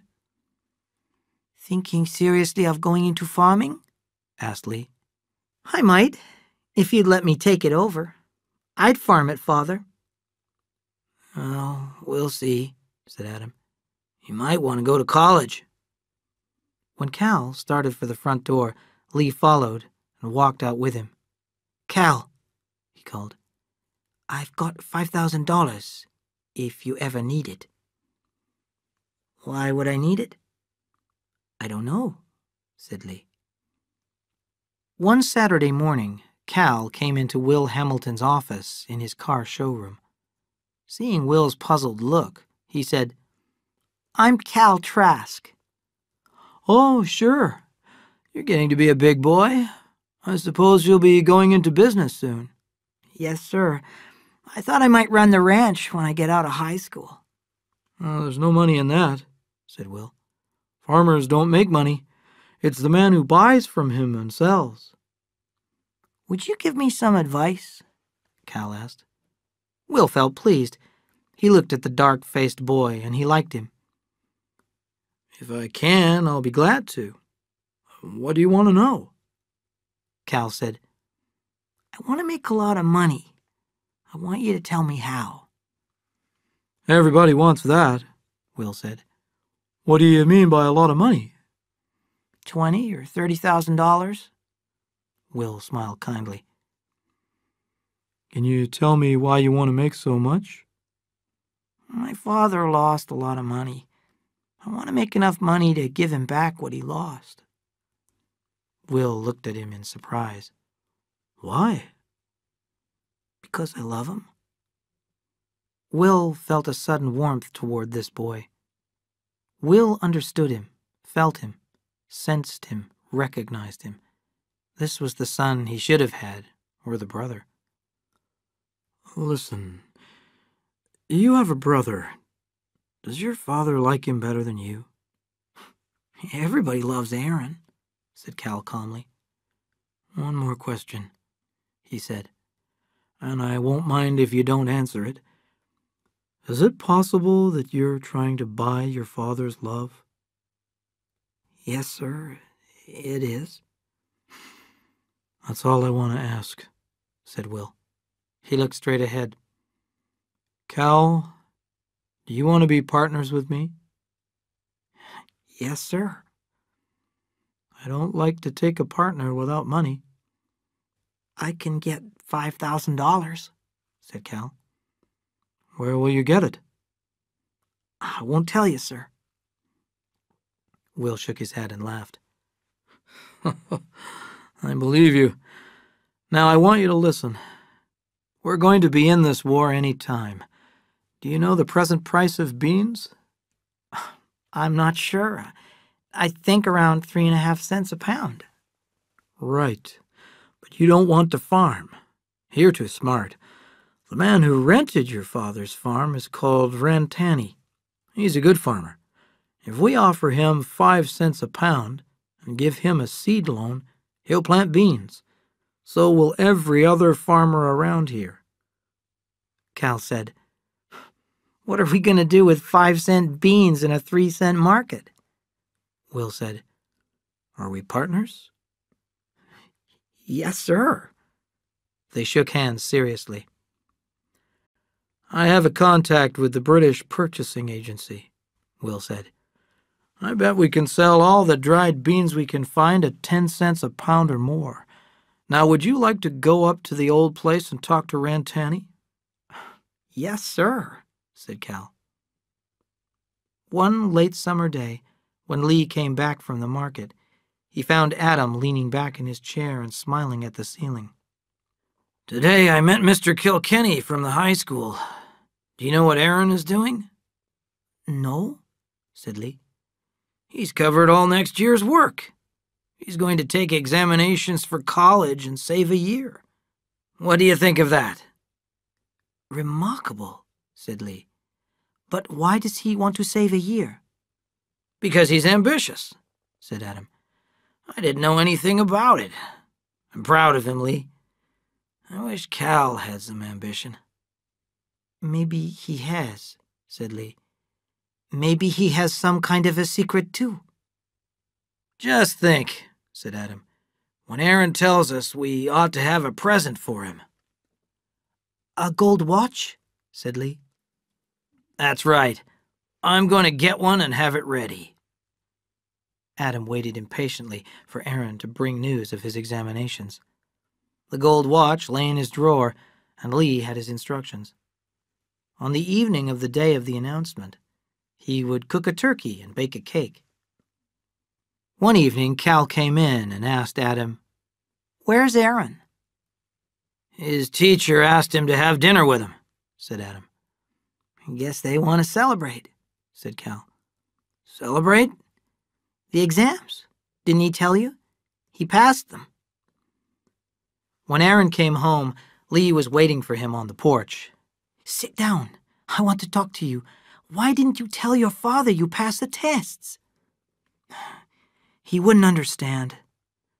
Aaron, can't you tell me what's the matter with you? You always used to. Suddenly, Aaron broke down. I want to go away. I don't belong here. I wish we hadn't ever come here. Lee put his arm around his shoulder to comfort him. You're growing up, he said. Maybe that's it. Wait a little while, and it will be over. Go to bed now, and in the morning get up early, and tell your father about the tests. Make it exciting. He's lonelier than you are because he has no lovely future to dream about. And Aaron, your father left a present on your pillow. Kate was feeling better. The new medicine seemed to be doing her some good. Her hands were less painful, and she had had a good night's sleep, the first in a long time. The difference in her rested face was amazing. She looked 10 years younger. As she looked in the mirror, her thoughts jumped to that other face so like hers. What was his name? Alec? She laughed. Mother of 2 sons, and she looked like one. And if anyone had seen her with the blonde one, could they have any doubt? But what would Aaron, that was his name, what would he do if he knew? His brother knew. Suddenly, she knew that she did not want Aaron to know about her. Maybe he could come to her when she started a new life in New York. She would take him to the theater, to the opera, and people would see them together and wonder at their loveliness, and recognize that they were either brother and sister or mother and son. Chapter 14. Jealousy and Revenge. We did not have many soldiers in France the first winter of the war, but we had millions in training ready to go. In the Trask house, Lee and Adam put up a map of Europe with lines of colored pins marking where our soldiers were, and this gave them a feeling of taking part in the war. Then Adam was appointed to the draft board, choosing the young men who would be sent away to fight. He was a logical man for the job. The ice factory did not take up much of his time, and he had a good service record. Adam worked hard and honestly and sadly. He knew that the young men he passed to the army were under sentence of death. And because he also knew he was weak, he was less likely to accept an excuse or a minor disability. Adam looked forward to Thanksgiving when Aaron would come home from college. Aaron was terribly homesick. He realized that he had made a mistake. He had decided that at Thanksgiving he would go home, and then he would be sure. Aaron tapped softly at his brother's bedroom door and went in. Cal sat at his desk working with tissue paper and red ribbon. He quickly covered it up as Aaron came in. Aaron smiled. "Presents?" Yes, said Cal, but did not explain. Aaron sat on the bed. He was silent so long that Cal asked, "What's the matter? You got trouble?" "No, not trouble. I just wanted to talk to you. I don't want to go on at college." Cal looked up quickly. "You don't? Father will be disappointed. What do you want to do?" "I thought about taking over the ranch. Aber told me a long time ago that's what she'd like. I want to talk to Father about it tomorrow." Cal suddenly felt angry. Aaron was trying to take the day away from him. It was not Aaron's day. It was Cal's day. He had planned this day for himself, and he wouldn't give it up. Then he looked at his brother, at the light hair and the wide-apart eyes, and suddenly he knew why his father loved Aaron, knew it beyond doubt. He looked like her. Then he was bitterly ashamed. He thought, "It's just jealousy. I'm jealous." He asked himself, "Why am I giving this money to my father? Will Hamilton said it. I'm trying to buy his love. There's not one decent thing about me." Then a new voice came into his mind. "Just give it and forget it. Don't expect anything." When Aaron had gone back to his room, Cal uncovered his present. He counted the 15 new bills once more, then wrapped them up and hid them in a drawer under his shirts. But he could not sleep. He was excited and at the same time shy. He wished the day were over and the gift given. After the turkey dinner and dessert, they sat at the table and drank to each other's health. Adam said, "I guess we never have had such a good Thanksgiving." Cal reached in his jacket pocket, took out the red-ribboned package, and pushed it over in front of his father. "What's this?" Adam asked. "A present." Cal's eyes were full of joy. Adam unfolded the tissue paper and stared down at the money. He picked up the notes very slowly. "What is it?" Cal swallowed. I made it. To give to you. To make up for losing the lettuce." Adam raised his head slowly. "You made it? How?" "Mr. Hamilton, we made it. On beans.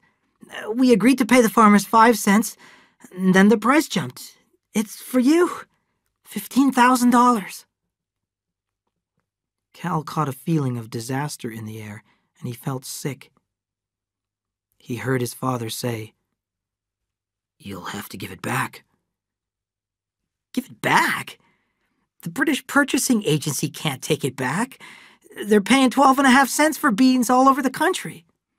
"Then give it back to the farmers you robbed." "Robbed?" Cal cried. "We paid them 2 cents a pound more than the market price. We didn't rob them." His father took a long time to answer. "I send boys out," he said. "I sign my name and they go out, and some will die and some will lie helpless without arms or legs. Son, do you think I can make a profit on that?" "I did it for you," Cal said. I wanted you to have the money to make up for your loss. I don't want the money, Cal. I thank you for the thought, but I would have been happy if you could have given me, well, what your brother has. If you want to give me a present, give me a good life. Cal stood up suddenly, and his chair fell over. He ran from the room, holding his breath. Adam called after him, "Don't be angry, son." Adam and Lee left him alone. He thought he would cry, but he did not. He felt hate spread through his body, poisoning every nerve. Cal went out to find Aaron as he returned from walking Abra home. "I want you to come with me," Cal said. "I want to show you something." "What is it?" "It's a surprise, but you'll be interested." The next day, Kate sat still and stared straight ahead, hour after hour. She saw the face of the blond and beautiful boy, his eyes mad with shock. She heard his ugly words aimed not so much at her as at himself. And she saw his dark brother leaning against the door and laughing cruelly. Why had he brought his brother? What did he want? The pain was creeping in her hands again, and now her right leg ached angrily when she moved. She thought about when she was a small girl with a face as fresh as her son's. Most of the time she knew she was smarter and prettier than anyone else, but now and then a lonely fear would fall upon her so that she seemed surrounded by a tree-tall forest of enemies. Then every thought and word was aimed to hurt her, and she had no place to run and no place to hide. Then, one day, she was reading a book, Alice in Wonderland. In the story, Alice had a little bottle that said, "Drink me." When she drank from it, she became very small. Kathy, too, had a little bottle of sugar water that she drank from and became smaller and smaller. Let her enemies look for her then. Kathy would be under a leaf or looking out of a spider hole laughing. And always there was Alice to play with. All this was so good. But there was one more thing always held in reserve. She had only to drink the whole bottle, and she would shrink and disappear and cease to exist. Now Kate was cold and alone, but she was ready, and she knew she had been ready for a long time. She sat up and forced her hand, in spite of the pain, to write plainly, "I leave everything I have to my son Aaron Trask." She dated the sheet and signed it Catherine Trask. At the table she poured cold tea into her cup and went into the gray room and closed the door. She arranged the pillows on the gray chair and sat down.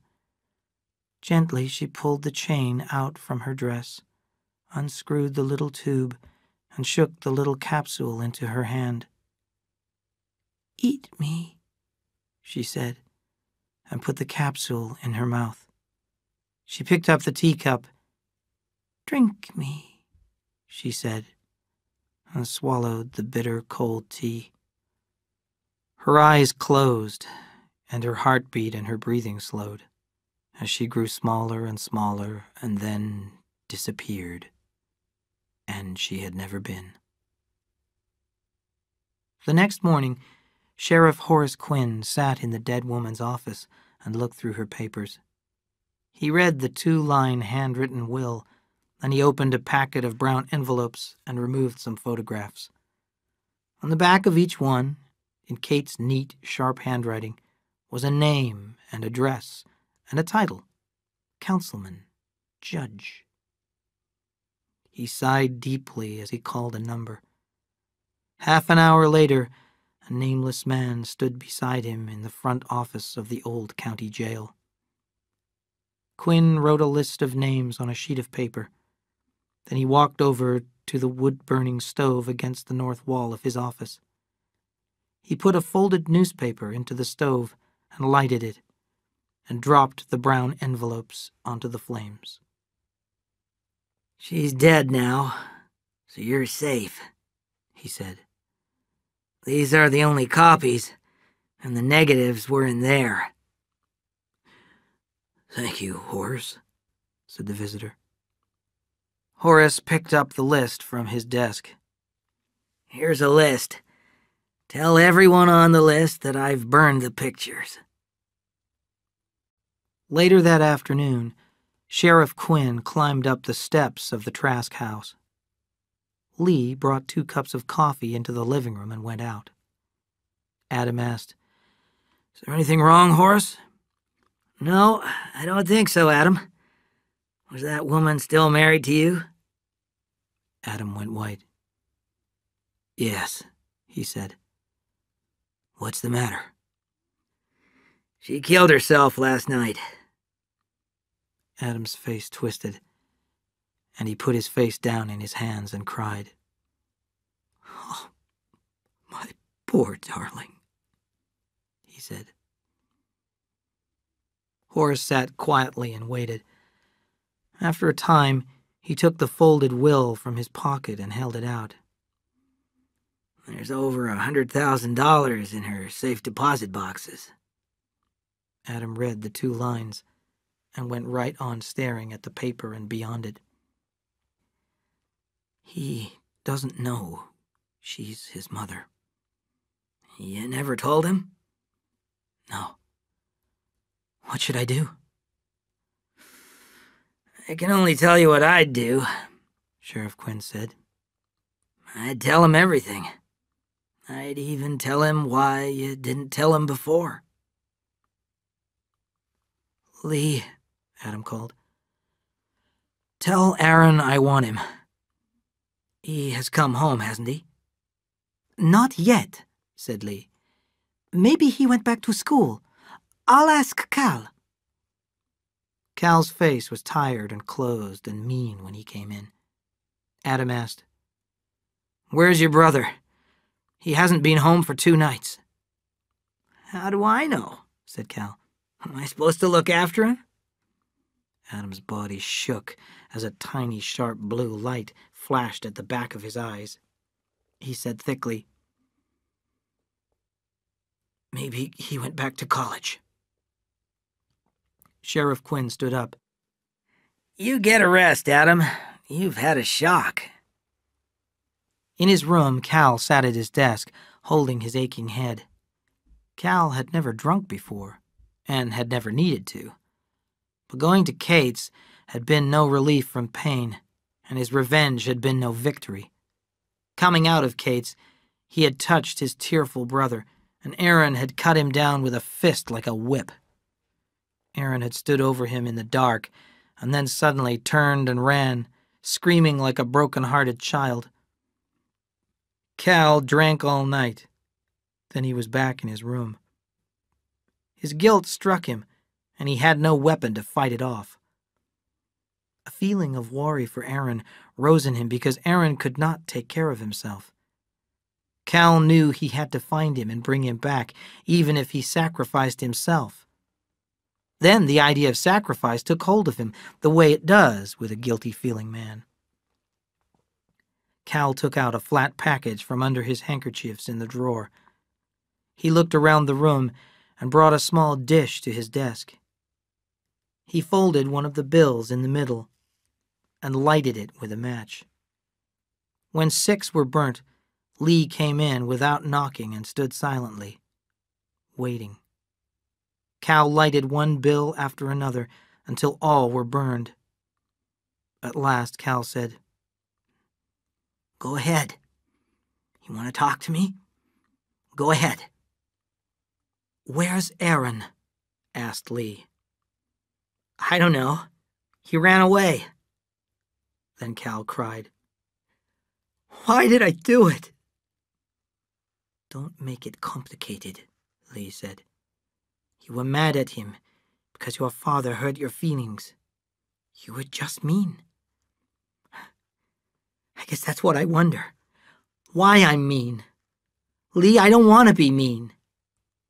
"Just a second," said Lee. I thought I heard your father come in. Cal, he doesn't look well. He looks like he's in shock. Oh, I forgot. You don't know. Your mother killed herself last night. Cal said, "Did she? I hope it hurt." And then, "No, I don't want to say that. I don't want to think like that." Lee found Adam leaning against the wall, his hat low over his eyes. Lee helped him into the living room, and he fell heavily into his chair. His eyes were strange, and his speech had the sound of a dream talker, slow and coming from a distance. He put his hand into his pocket and slowly brought out a yellow government postcard. "Lee, I guess I'll have to get glasses. Can't read it. Letters jump around. You read it." And Lee read, "Dear Father, I'm in the army. I told them I was 18. I'll be all right. Don't worry about me, Aaron." Chapter 15. The Only Son. The winter of 1917 to 18 was a dark and frightened time. The Germans smashed everything in front of them, and the war seemed hopeless. Adam was more puzzled than sad. He was released from the draft board as a result of his poor health. Almost daily he spoke of Aaron. "I can understand why a young man might want to enlist," he said. "If Aaron had talked to me, I might have tried to persuade him against it, but I wouldn't have forbidden it. You know that, Lee." "I know it." "That's what I can't understand. Why did he run away? Why doesn't he write? Has he written to Abra?" "I'll ask her." That evening, Lee said, "Cal, have you seen Abra?" "Sure, I see her. She walks away." "I don't understand why she hasn't been here. Something's wrong there. Will you ask her to come and see me?" "I'll try, but I told you she walks away." Cal tried all the next day to find Abra alone, and it was only after school that he saw her ahead of him walking home. "Lee wants to see you," he said. "He asked me to tell you." She was pleased. "Does he? Tell him I'll come." They walked along in silence until Cal couldn't stand it anymore. "You know about Aaron?" "Yes." She held out a book. "Look next to the first page." A penny postcard was inside. "Dear Abra," it said, "I don't feel clean. I'm not good enough for you. Don't be sorry. I'm in the army. Don't go near my father. Goodbye, Aaron." Cal closed the book angrily. "Do you know why he went away?" "I guess I could figure it out. Do you want to tell me?" "Abra, I've hurt you more than you know, but I'll tell you," said Cal bitterly. "Our mother was a whore. She ran a house here in town. Thanksgiving night, I took Aaron down and showed her to him." Abra broke in excitedly. "What did he do?" "He went mad, just crazy. He shouted at her. Outside, he knocked me down and ran away. Our dear mother killed herself. My father, there's something wrong with him. Now you know about me. Now you have some reason to walk away from me."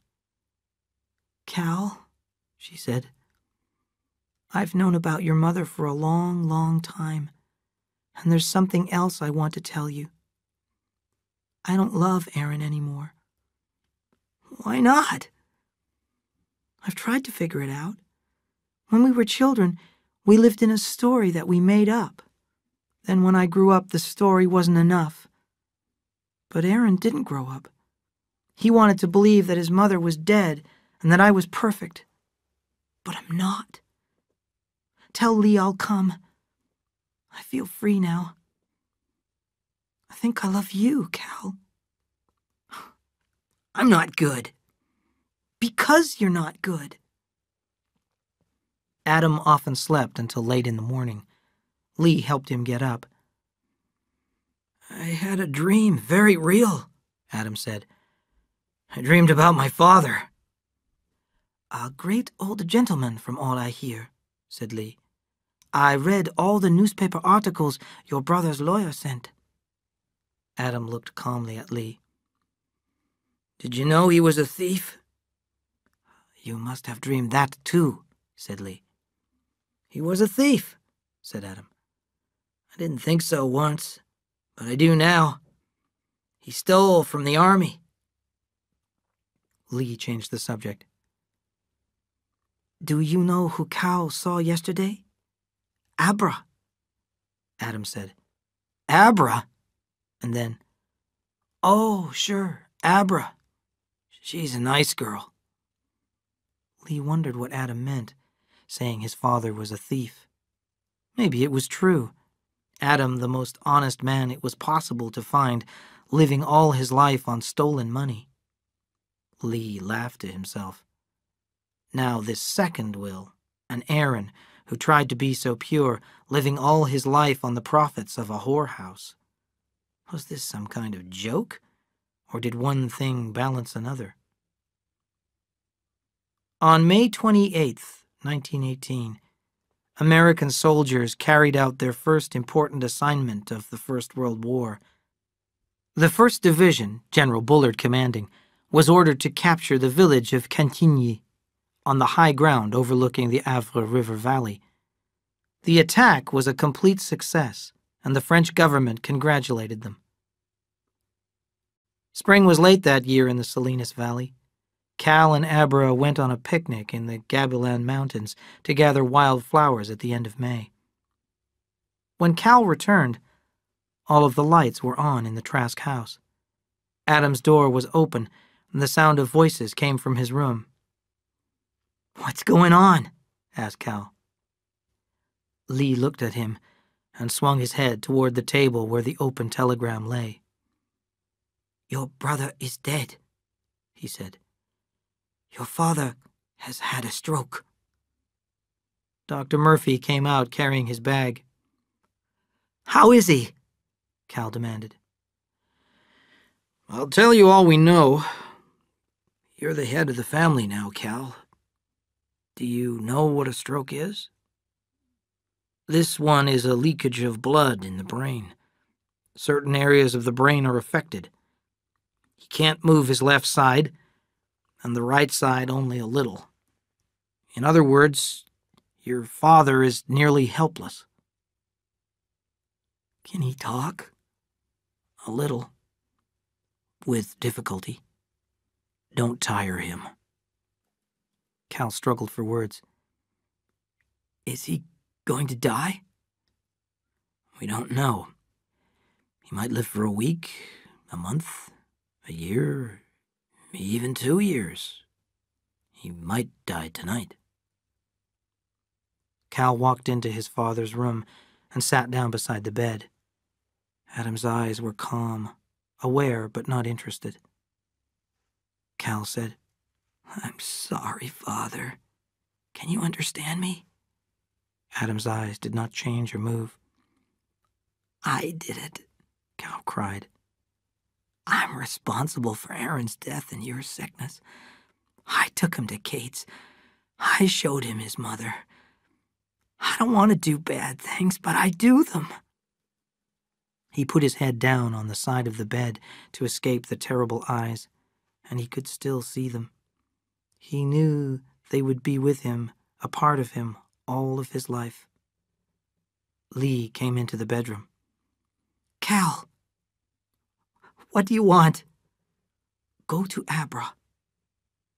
Cal and Abra walked slowly down the street together.